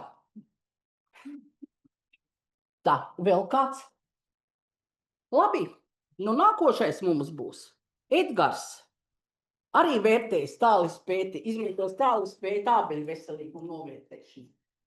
Labi, mēģinājām izmantot tāls pēc iespējas sadarbībā ar Airskārt Agro. Projekta Green Agro Reses ietvaros mums bija izmēģinājums, kā redzat, ābeles. Un, ko mēs tur darījām, tas drons ir ilustratīvs, tas konkrētais šeit nelidoja, bet veselīgi novērtēšanai izmantojām šo Pix4D Fields programmatūru un attiecīgi šis attiecīgais drons, kas pieminēts, bet kur viņš tika lidināts, tā ir daļa no tā izmēģinājuma laukus, kur konkrēti skatījām šī gadījumā attēlus un tos indeksu analizējām 4 šķirnēm uz mazaugumu pocām un varētu teikt 2 dārza sistēmās, bet vienā no tām dārza sistēmām bija nedaudz lietots savādāks fungicīdu lietojums vasaras otrā pusē. Un šīs dārza sistēmas būtiski atšķirās vēl to, ka tas ledā ārpus formā veidotiem vainagiem. Tas tika manuāli veidots pavasarī, savukārt vertikāli ass vainags. Iesākts jau iepriekšējā gadā, bet šajā sezonā turpināts mehanizēti ierobežot vainagu un arī, šis drona lidojums, tāpēc tika veikts 3 reizes vasaras otrā pusē novērtējot šos atšķirības. Tad varbūt tur kaut kādas atšķirības šī auga veselīgumā varētu būt attiecībā uz fungicīdu lietojumu kropļu ierobežošanai un varbūt kādi novērtēt arī šos dārza sistēmas un varbūt arī šīs mehanizētās vainagu veidošanas kaut kādu ietekmi uz to visu kopumā. Un tātad pirmo reizi nolidots, ka pirms mehanizētās griešanas jūlija 2. dekāde, pēc tam jau augusta vidū tika veikta kontūra griešana daļai šai dārza, kā jau norādīts, un pēc tam jau 3. reizi jau faktiski gandrīz lielākā daļa šķirņu ražu novākt, un tad vācot vēlāko šķirni. Šeit ir indeks, ko mums šī lidojuma rezultātā mums iedeva angliskais nosaukumi, bet latviskojumi ir mana brīva interpretācija, tā kā atvainojiet, ja kaut kas nav precīzi vai ne tā pieņemts un iztulkots no mana skatījuma. Dažādi šie attēli, dažādos šajos laikos, kas tie lidots, un Šādi viņi te izskatās, ņemot vērā šos te dažādos faktorus, šķirnes, tātad pirmie 4 kolonas katram no šiem te grupējumiem indeksu, un pēc tam ir šīs te dāras sistēmas, un pēc tam arī, protams, atšķirīgi lidojuma laiks. Uzreiz gribās teikt, ka tikai vienam no indeksiem parādījās šo te faktoru dažu miedarbību, pārējiem visiem līdzīgi kā saglabājās. Un interesanti, ka šis te GNDV un NDV indeks ir tie augstākos indeksu vērtības iedeva, bet pārējiem ir tas pa apakšgalu. Un jāsaka, tā man vienā brīdī gribējās sadalīt šos te indeksus 2 daļās, lai labāk redzētu šīs te atšķirības, jo tad skatoties tām bildēm un skatoties cipriem, liekas, ja nekas tur tāds nav, bet statistiskā analīze uzrādīja tomēr variantu un visādu citādu statistisku atšķirību. Te ar krāsām iekrāsot tās lietas, kas ir visiem indeksiem, teiksim, kaut kādā veidā vienā virzienā tendence ir parādās, piemēram, kur NDV indeks 4 šķirnēm mazāks dāras daļā, tātad slēdās vārpstu vainagu, un tā tie pārējiem indeksiem arī šādā krāsā iekrāsos tendence tāpat ir līdzīga, vai arī pretēji, piemēram, apakšā, kur DRV indeks salīdzinoši izteiktāks ir vasaras vidū un pamazām samazinoties līdz vegetācijas noslēgumam. Tā kā viena indeksa vienā virzienā vai otrā virzienā strādā, un jā, te ir vēl atšķirības arī par šķirnēm. Tātad, jā, grūti man, teiksim, izskaidrot un interpretēt visus tos rādītājus, bet, jā, tā bija problēma arī patiesībā šos te lidojuma datus un dabūt kopā ar lauka datiem, jo, kā jau izmēģinājumā, atšķirībā no ražojuša dāras, tā nav viens šķirnes nogabals kvartāls, ja tur ir atkārtojumi miksēts, un tad bija jāiet saskaņot, teiksim, lai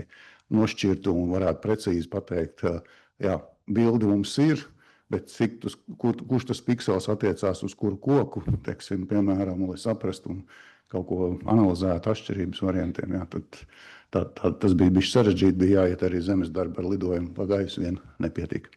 Jā, pagaidām tas laikam viss no manis. Paldies! Ceru, kā daļa no tiem indeksiem jūs esat jau iemācījušies? Sveiki, paldies, jā. Man tāds, nezinu, informatīvs priekš manis jautājums. Nezinu, vai tu varēsi atbildēt vai ne, bet cik jums izmaksāja tas Solvi, jo es saprotu, jūs taisījāt orta mozaīku ar Pix4D, un tad ar to Solvigu jūs ar to Solvi analizējāt. Un tā kā es arī to Solvi pētīju, man viņš interesē, bet es vēl nesaņēmos. Jā, par to painteresēties par Solvi varētu pie Armāns Slokenberga konkrēti, bet jāsaka, es viņu šeit pieminēju, bet Solvi vairāk tika izmantots laukuma noteikšanai, ne šiem indeksiem. Jā, indeksiem Pix4D, kā saka, izmantots. Jūs segmentējāt nost tās ābeles no augsnes? Jā, protams, to jau arī višķi tā kā var redzēt, ja palielinātu, teiksim, to attēlu, tad jau višķi un nošķirt arī, teiksim. Jūtat jau profesionāli sarunu aiziet. Labi, turpinam. Nākošais - tomātu slimības attīstības riska brīdinājuma sistēmas izstrāde. Maksims. Labvakar. Mani sauc Maksims. Es pārstāvu BTU Agrihorts. Atgriezīsimies pie tomātēmas. Mūsu projekta ambiciozais nosaukums ir riska brīdinājuma sistēmas izstrāde tomātiem. Tas, ka tomāti, kā jebkura cita kultūra auga slimā, es domāju, nav šaubu, un arī tas, ka tie ir nozīmīgi īpaši svēkto platību kultūra augi. Tātad šis prezentējums, ko šodien stāstīšu, tikai daļa no kopējā projekta, un tad kopējais mērķis izstrādāt tādu sistēmu, kas brīdinātu audzētājus par iespējamo risku, un, ja slimība ir iestājusies, tad attiecīgi kaut kādu jau pakāpi konkrētāku. Mēs gan strādājam tikai ar 2 slimībām, tā kā par visām slimībām mēs gluži nevarēsim pateikt. Un 2 galveni elementi tad ir brīdināšanas modelis, kas balstās ne tikai uz kaut kādu tālspētu, bet arī sensoriem, uz manuāli ievadītiem datiem, tā skaitā par šķirnēm, uzņēmību, par visādiem citiem papildus riska faktoriem. Un tas, ko es te vairāk pastāstīšu, tas ir par multispektrālo, hiperspektrālo daļu, kur mēs uzņēmām attēlus, simdinājām speciāli tomātus. Te var redzēt bišķī kaut kas no tā procesa, ko mēs veicām. Un, ja runājot konkrētāk par metodiku, tad mēs strādājam divām slimībām, bet šeit ir prezentēti tikai par sauspauku mainību, alternatīva patenta, kas ir viens no ierosinātājiem. Tur ir dati par inokulācijas metodi, es, protams, visu neuzsīšu vai nekavētu laiku. Varbūt svarīgāk tas, ka mēs izmantojām nedaudz savādāku kameru, nekā līdz šim tika stāstīts. Tad viss te bija minētas bija vai no RGB vai no multispektra. Mums ir hiperspektrā, nu labi izņemot, bet tas ir spektra radiometrs. Tā nav kamera. Tātad tas sanāk, nu viss tas, kas te bija tikai krūtāk. Un, protams, arī datu analīze līdz to daudz sarežģītāk. Te ir redzams, kā, teiksim, tiek iezīmētas slimību tātad lapas, lapas, kas ir ar slimību, tātad te ir radīta no fona, un tad kopēja lapa un attiecīgi slimības plankumi. Tās kameras diapazons ir no 400 līdz 1000 nanometriem, kas ir nedaudz zemāks nekā, teiksim, tas spektra radiometra diapazons, bet arī šī paša projekta ietvaros mēs plānojam izmantot otru kameru, ko mēs esam jau iegādājuši, un viņas diapazons ir līdz 1700 nanometriem. Tātad, kāda galvenā atšķirība? Tātad ir ne tikai spektrāla informācija, bet arī spatiālā, tātad ir X, Y un Z asis, visas trīs asis.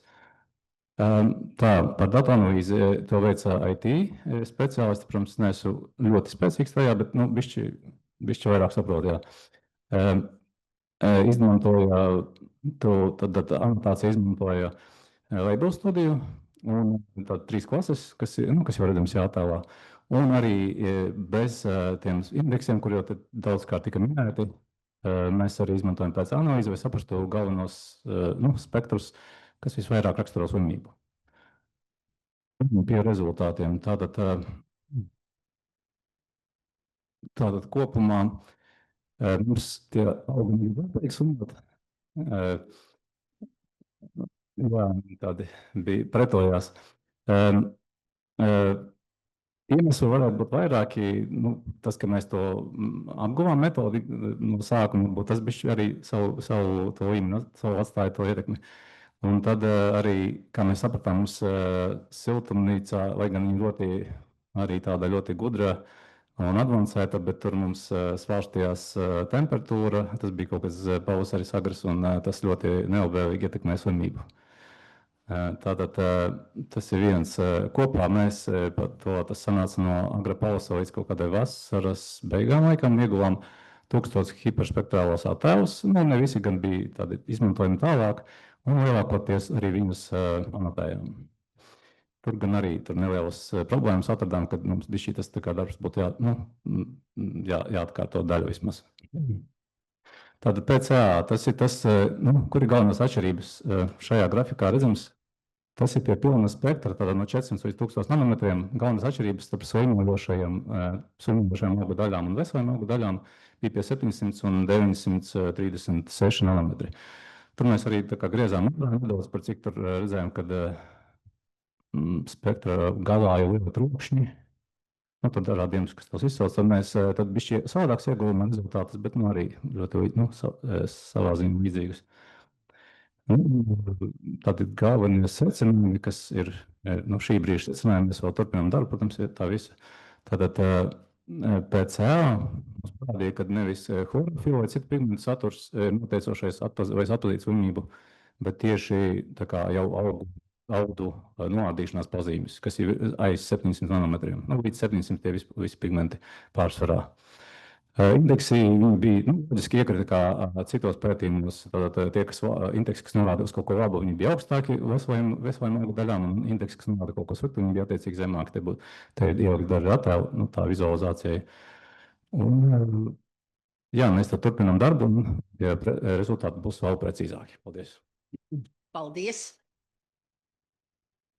Jautājumi? Labi. Mārai iespēja uz kopīgu projektu. Bezpilota gaisa kuģu veģetācijas indeksu, piedod Dace, un vasaras miežu saimniecisko pazīmi sakarības dažādos augu attīstības etapos. Labvakar.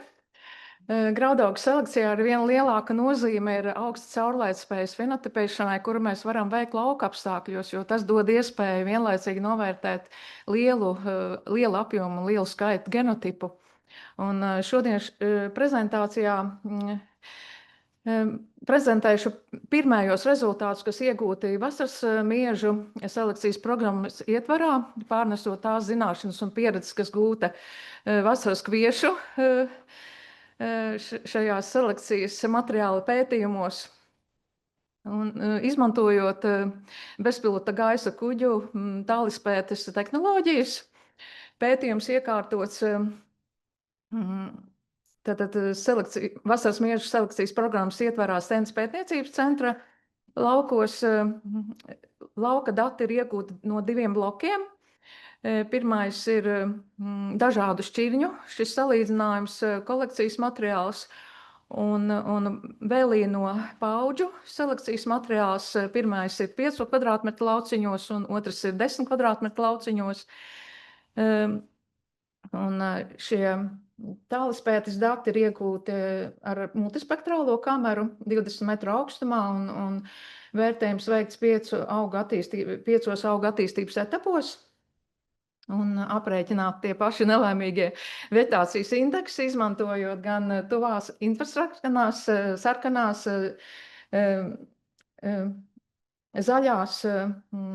zaļā spektra joslas. Un tālāk šī indeksa izmantoti kā kvantitīvie rādītāji, lai vērtētu šīs korelatīvās sakarības ar vasaras miežu saimnieciskajām pazīmēm. Un novērtējot šo vegetācijas indeksu dinamiku, vegetācijas periodu laikā augstākās vegetācijas indeksu vērtības iegūtas plaukšanas laikā. Un lielākā variācija starp genotipiem konstatēta cerošanas un piegatavības auga attīstības etapos, kas norāda uz šīm fenotipiskajām atšķirībām šajos auga attīstības posmos. Un būtiskas sakarības starp graudu ražu un analizētajiem vegetācijas indeksiem arī bija konstatētas salīdzinoši augstas. Ja ņēmām, nepieminējām iepriekš, kad šai kolekcijas šajā materiālā bija gan plēkšņainie, gan gājgraudu mieži, ja šos datus vērtēja kopā, tad korelācijas koeficients bija visaugstākais cieši un būtisks cerošanas vidū un arī pietiekoši augsts stiebrošanas laikā, un atsevišķi plēkšņaino datus izvērtējot, tad korelācijas koeficients arī bija salīdzinoši labs, un visaugstākais tas bija vērtējot iegūstošos vegetācijas indeksus plaukšanas laikā.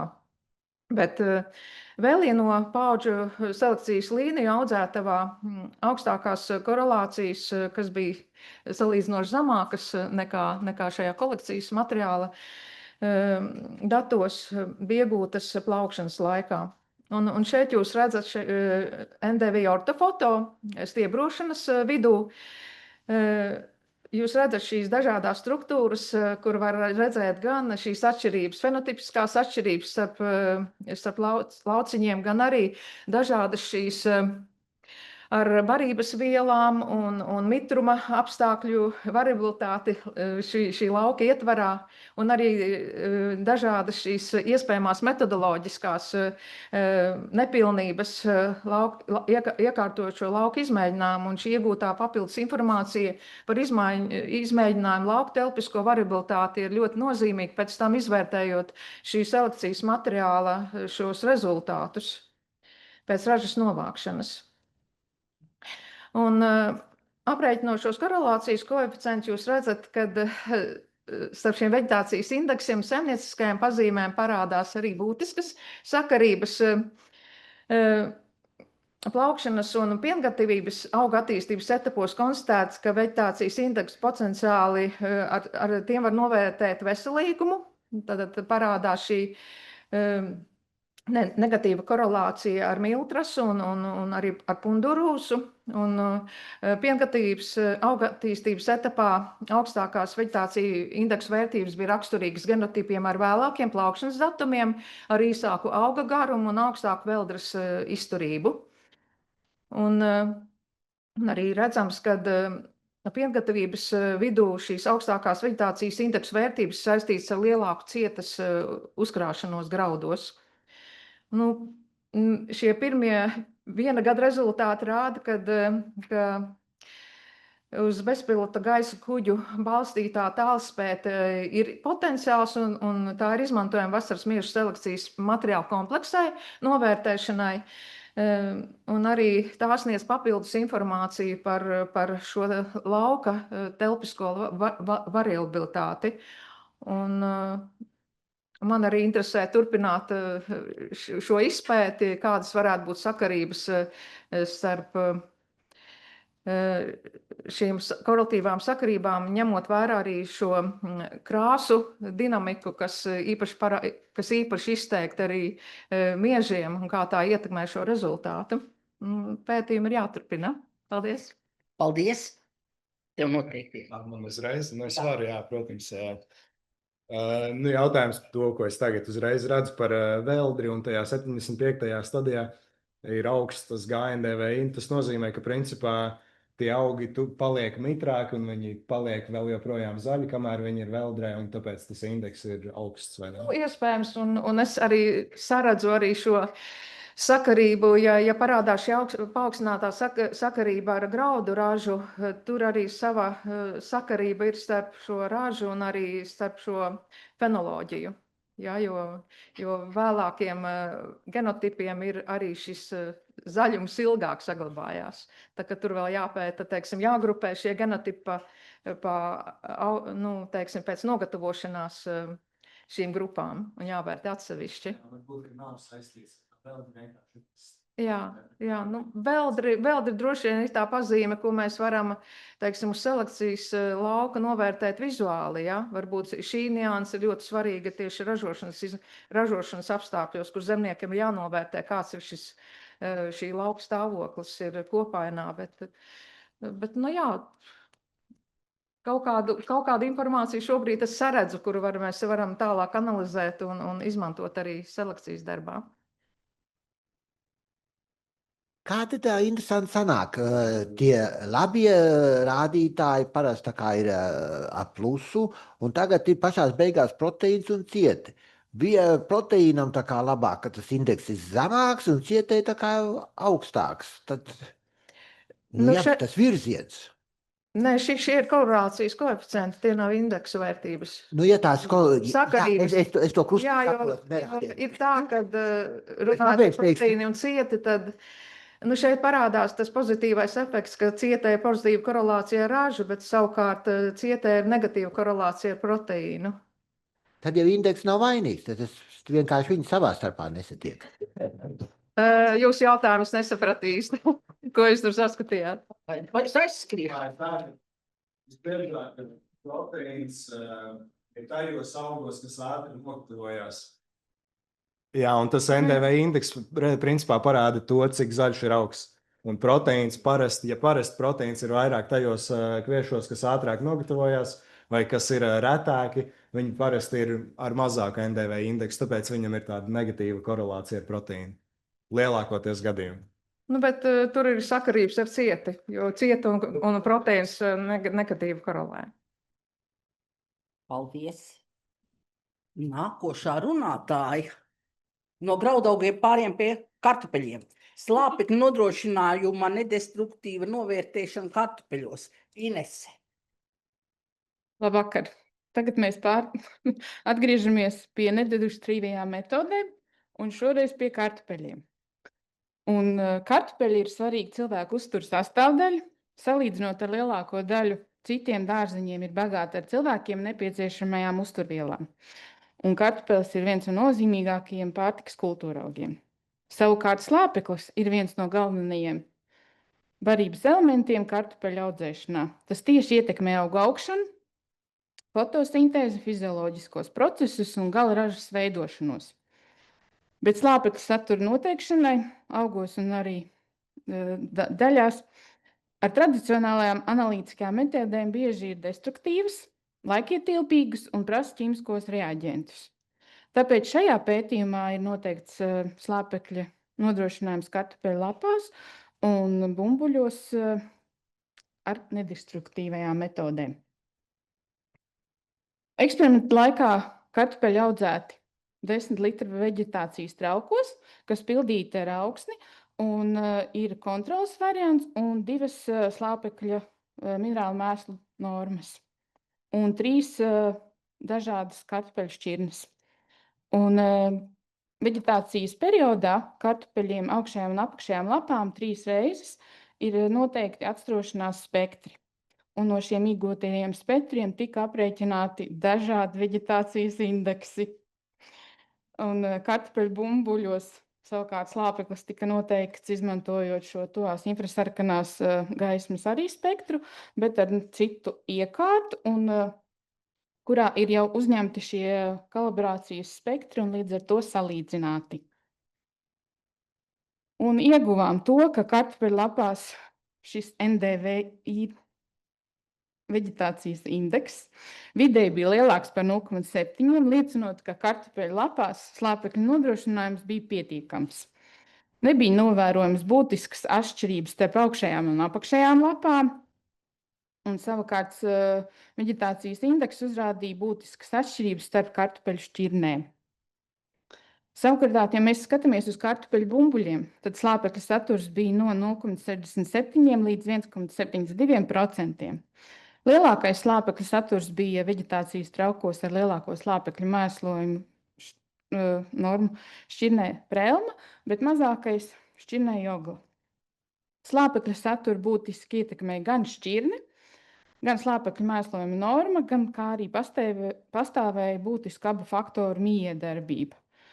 Un, protams, iegūtās ražas liecināja, ka dažādas šķirnes ir dažādi atsaucīgas pret slāpekļu mēslojumu. Vismazākās ražas starpības starp dažādām slāpekļu normu saņēmēšajiem variantiem novēroja šķirnei prelma. Visatsaucīgā slāpekļu mēslojumam bija šķirne jogla, kur lielākā slāpekļu norma salīdzinot ar kontrolas variantu bija 2 reizes lielāka nekā kontrola. Jā, lielāka raža. Un tas būtu viss. Paldies! Arī jautājums, kas ir relatīvā raža? Tā kā mums tā raža bija ļoti maziņa, lai nerādītu, cik mums bija maziņa, mēs viņu nedaudz absolūti aprēķinājām. Jā, aprēķinājām pēc vidējā. Augstāks, mazāks salīdzinot ar vidējo. Nu, ko tu gribi podā un bez slāpekļa mēslojumu? Man radās tāds teorētiskais jautājums. Pirms tiem daudzajiem gadiem, kad mēs te sēdējām un klausījāmies tos, kas stāvēja priekšā, vai toreiz neteica, ka slāpeklis ir tas, kas augā pārvietojās? Šis bija šī pētījuma sals. Saproti, tā doma bija tāda, ka noteikti atšķirību starp slāpekļa saturu augšējās lapās un apakšējās lapās. Ja? Un, ja šī te starpība būtu lielāka par kritisko, ko mēs neesam izstrādājuši, tad mēs būtu laimīgi. Tie kartupeļi, ja, nesaprata to.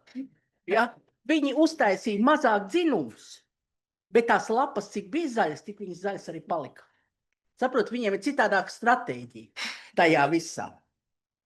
Tā kā, bet principā es to domu neesmu atmetusi. Ja? Es mēģināšu sameklēt vēl kādu studentu, ja? Kur ieinteresēt, kas šito te uz zirņiem mums pierādījās. Ja? Principā tas varētu būt viens no indeksiem, kas ir izmantojams simbiotiskās efektivitātes noteikšanai. Ne, tagad ar pavisam lielu iejūtību. Bakalaura students. Ja? Tātad Rudolfs ar ūdens satura nedestruktīvās noteikšanas iespējām kukurūzā un lauku pupās. Liels projekts, mazs cilvēciņš, bet nu mēģināšu pastāstīt bišķiņ. Tātad īsumā izvēlējāmies ūdens satura nedestruktīvās noteikšanas iespējas kukurūzai un lauku pupām. Kādēļ tieši ņēmām kukurūzu un lauku pupas? Nu, tāpēc, ka abi divi kultūraugi ir ļoti izplatīti lauksaimniecībā, kā arī plaši izmantojumi gan cilvēkiem, gan dzīvniekiem. Pats pētījums tika iekārtots tepat institūtā, šajā te paviljonā. Pētījumā bija 6 atkārtojumi, gan kukurūzai, gan lauku pupām. 6 bija nelaistīti un 6 bija laistīti. Laistīšana notika reizi 2 dienās regulāri, kā arī var redzēt, bija viens tukšais trauks ar ūdens mērītāju. Mērīja gan to ūdens daudzumu, kas mums atrodas iekšā augsnē, gan arī to, kas nāk no ārpuses. Tas būtu nokrišņi, iztvaikošana un tā tālāk. Principā mēģinājām noskaidrot, kā tad ūdens daudzums ietekmē lauku pupas un kukurūzu fizioloģiskos procesus un izvērtēt šīs nedestruktīvās metodes pielietošanu. Tā, es gan te drusku samainīšu secību. Vispirms parunāšu par augu sausnes daudzumu izmaiņām pētījuma laikā. Pētījums kopumā tika veikts gandrīz 3 mēnešu garumā, no jūnija vidus līdz augusta beigām, un tika veikti 4 mērījumi, kuros tika noteikta augsne. Kā jau redzam, 13. augustā tas sausnes kāpums ļoti strauji kāpa uz augšu. Tas ir izskaidrojums ar to, varbūt, ja kāds atcerās, 24. gada vasara bija ļoti sausa. Bija gan stiprs lietus jūlija beigās, bet kopumā vasara bija diezgan sausa, tāpēc arī tas sausnes procentuālais daudzums kāpa uz augšu. Nu, un attiecīgi tad augusta beigās tas viss samazinājās vai arī palielinājās.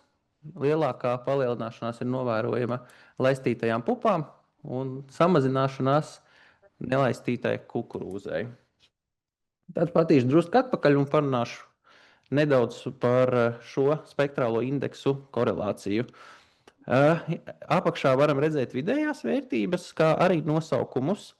Nosaukumus uzrakstīju latviski, tā 2 vārdos, lai apmēram saprastu, ko tad viņi nosaka.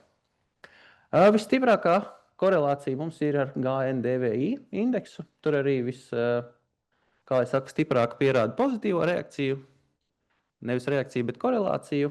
Un tad LVI un SRVI ir visnestabilākie indeksi, kas tad ir ar viszemāko korelāciju. Vai nu pierāda pretēji, vai SRV1 gadījumā īsti nekādu pārāk staigājošs tas indeks ir. Nu, un tad secinājumos varam redzēt labajā pusē kukurūzu laistīto un nelaistīto, kā arī kreisajā pusē pupas laistītās un nelaistītās. Nu, kā jau visiem zināms, atšķirība ir diezgan liela, bet pārsteidzošā kārtā tie augi savas produktivitātes rezultātā, tīpaši ražā, bija daudz maz līdzīgi. Protams, kā analizējot dažādus indeksus, GNDVI atspoguļoja augu veselību, bija viskonsekventākais un parādīja pozitīvu korelāciju abos 2 kultūra augos. SRVI un LVI raksturoja viss, kā lai saka, kas raksturo ātru ūdens stāvokļa stresa noteikšanu, bieži uzrāda negatīvas vai nestabilas korelācijas. Un spektrālie rādītāji kopumā pierādīja to, ka ir ļoti labi izmantojumi, kā arī laba nedestruktīvā metode ūdens satura monitoringam. Un arī vislielākā izmaiņa bija augiem pēc 70. attīstības etapa. Principā tas bija pilngatavības. Paldies. Tas īsumā viss. Jautājumu? Es droši vien nemāku vienkārši tik ātri lasīt un nesaprotu tik daudz. Es gribēju saprast, tu to sausni tajās pupās noteici ar tiem augsnes sensoriem? Vai nesit tās pupas uz to aparātu, kur redzam katrā otrajā prezentācijā? Jā, es nesu uz to pašu SR3500 aparātu. Noteicām arī gravimetriskajā metodē, un tad tā doma bija salīdzināt. Bija reizes, kad viss podu, bija reizes, kad bez poda, bet principā tai pašai lapai, kurai noteica šo te ar to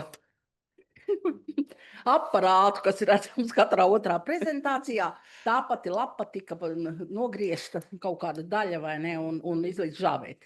Jā, tā bija destruktīva, bet lai salīdzinātu. Ne, tas nekas, tāpēc, ka tur ir tas, lai nākošā reizē nebūtu tās lapas jāgriež. Kā mēs dabūsim korelācijas starp sausni vai ūdens saturu? Jā, beigās tās kukurūzas bija tādas ļoti saplosītas. Iztvaikotais ūdens daudzums. Nedzirdēju. Iztvaikoto ūdens daudzumu. Iztvaikotu ūdens daudzumu, nu, principā ar sausni. Mēs darījām tā, ka mēs nosvērām vispirms un nosvērām pēc tam gravimetriskajā metodē, un tad varējām noteikt. Vai arī ar indeksiem. Ja nemaldos, tas bija Waterband indekss, kurš noteica tieši ūdens daudzumu. Nu ko, un mūsu pēdējā prezentācija, Artūrs, kas uzrāda ļoti lielu ekspertīzi, un šis ir īsteni starptautisks, līdz ar to man ir priekšlikums šo te konferenci uzskatīt par starptautisku. Mašīnu mācīšanās un multisensora fenotipēšana, kviekšu, graudu ražas un proteīnu saturu prognozēšanai mainīgos vidus jūras klimata apstākļos. Jā, paldies. Nu, es jūs aizvedīšu uz nedaudz siltākām zemēm, lai jūs beigtu salti. Jā, un tad šis eksperiments ir principā par kviešiem. Nu jā, un kvieši ir pasaulē nozīmīgākais kultūraugs. Ja kāds grib pastrīdēties, mēs varam pastrīdēties. Bet principā kvieši sastāda aptuveni 20% no uzņemtajām kalorijām vidēji pasaulē. Un, protams, kviešu sēda Eiropā, Ķīnā, Indijā, Amerikā, visur kviešu sēda un visur kviešus arī audzē. Jā, vispār kvieši ir arī viens no pirmajiem augiem, ko cilvēki sāk apzināti selekcionēt. Aptuveni 12,000 gadus atpakaļ, kad neolītiskie cilvēki sāka kustēties no šī auglīgā pusmēnesa rajona, kas ir Turcijas dienvedi. Jā, kopumā mēs vispār uzrakstījām ar saviem kolēģiem publikāciju par šo, ja kādam interesē, var par kviešu evolūciju ieskanēt QR kodu, un jums uzreiz atvērsies publikācija. Un principā mēs arī aprakstījām, jā, kā kvieši ir mainījušies šo te gadu laikā, un primāri ir tas, ka kvieši ir zaudējuši aptuveni 60% savas ģenētiskās variācijas šīs te evolūcijas laikā, modernie kvieši. Jā, kopumā gēnu bankās ir pieejami aptuveni 900,000 dažādu kviešu paraugu līnijas, tās ir vai arī kaut kāda specifiska atkārtojuma variācijas, bet 900,000 ir ļoti daudz, lai kādā no selekcijām to tā vienkārši varētu pārbaudīt. Turklāt, piemēram, lielākie izmēģinājumi, kas ir tādi redzēti, kur lauku apstākļos pārbauda šīs dažādās kviešu līnijas, ir Simitā, tas ir Meksikā, kur viņi vienā gājienā pārbauda aptuveni 2000 dažādas šķirnes vai selekcijas līnijas. Jā, ko mēs darījām savos apstākļos Portugālē? Mēs 2 gadus audzējām 33 mīksto kviešu šķirnes un 28 cieto kviešu šķirnes. Jā, un šīs šķirnes ir Portugālē selekcionētas no 1933. Gada līdz 20. gadam. Principā mēs esam notvēruši vecākas šķirnes, zaļās Green Revolution šķirnes, kad sāka intensīvāk lietot minerālu mēslojumus, kad auga garumu arī samazināja ģenētiski. Un tā kā mums ir ļoti liels šis ģenētiskais materiāls šajā izmēģinājumā, un tas notika 2 dažādos apstākļos, jeb laistītos un nelaistītos. Portugālē mēdz laistīt kviešus. Jā, un tad mēs izmantojām daudz dažādākos sensorus. Tas Fieldspec 4 ir tas slavenais, ko jūs katrā prezentācijā redzat, tikai krutāks. Un tad ir Sony kamera, kas ir vienkārši RGB kamera, tad ir PhotoSync-U, kas ir tāds kā spadmetrs, ko jūs pie lapas piestiprinat, un tad, protams, droni ar dažādām kamerām. Un arī ir flugu kamera, kas ir termālā kamera uz zemes. Un tad mēs varam principā salīdzināt, kā šie dažādie sensori, kā mēs varam ar katru sensoru individuāli vai ar visiem sensoriem kopā mēģināt paredzēt ražību vai arī proteīnu saturu augos, vai arī jebkādu citu parametru tiem augiem. Un principā pirmais, ko mēs izdarījām, jo ļoti bieži mums gribās salīdzināt, izveidot indeksu un uzreiz taisīt korelāciju. Indeks pret ražu, un tad mēs redzam, ir, nav. Bet ko mēs darījām, mums ir, aptuveni 150 dažādi indeksi no visiem sensoriem. Un mēs neizvēlējāmies specifiski indeksus, ko mēs atradām, kas mums likās loģisks izmantošanai. To mēs likām iekšā modelī. Un tad ar modeļu palīdzību mēs pirmkārt pārbaudījām dažādus modeļus. Elastic, Net, Random Forest, Support Vector un Gradient Boostu. Un tad mēs gribējām zināt, kā šie modeļi spēja prognozēt ražību vai proteīnu vai kaut ko citu. Un primāri ir jāsaprot, modelēšanā ir trīs primārie parametri - RMSI, MAE un R kvadrātā.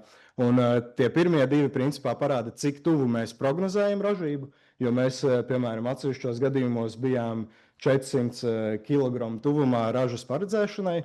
Ja mēs prognozējam ražu, tad mēs trāpam aptuveni 400 kg robežās.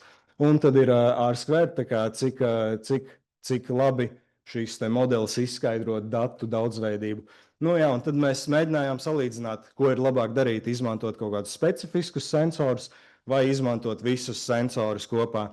Un to mēs sapratām, ka vislabākais ir izmantot maksimāli daudz datus, jeb šo visus sensorus. Un tad mums, jo vairāk datu modelim, jo modelis ir precīzāks.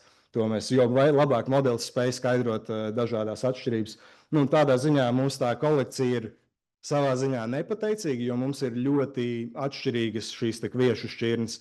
Ir tādas kviešu šķirnes, kas ir garas, zaļas, ir tāda specifiska kviešu šķirne, kas saucās pretomarella, un viņai ir tā melnas vārpas, melnas vārpas dēļ tā, ka akoti ir tādi ļoti, ļoti tumši. Un arī visādi zaļie indeksi un dzeltenie indeksi ir tā kā diezgan sarežģīti kaut ko prognozēt un nē. Bet savā ziņā mēs spējām prognozēt ražību līdz tiem 400-600 kg, kas, manuprāt, ņemot vērā, cik jauna ir šī zinātne, nav nemaz tik slikti. Es uzreiz pateikšu, ka mums ražas bija no tonnas līdz 5 tonnām tādās robežās. Jo, protams, tur ir atkal šīs dažādās šķirnes, un 100 gadu vecu šķirne, protams, mums dod ļoti zemes ražības. Nu jā, un tas pirms Dace prasa,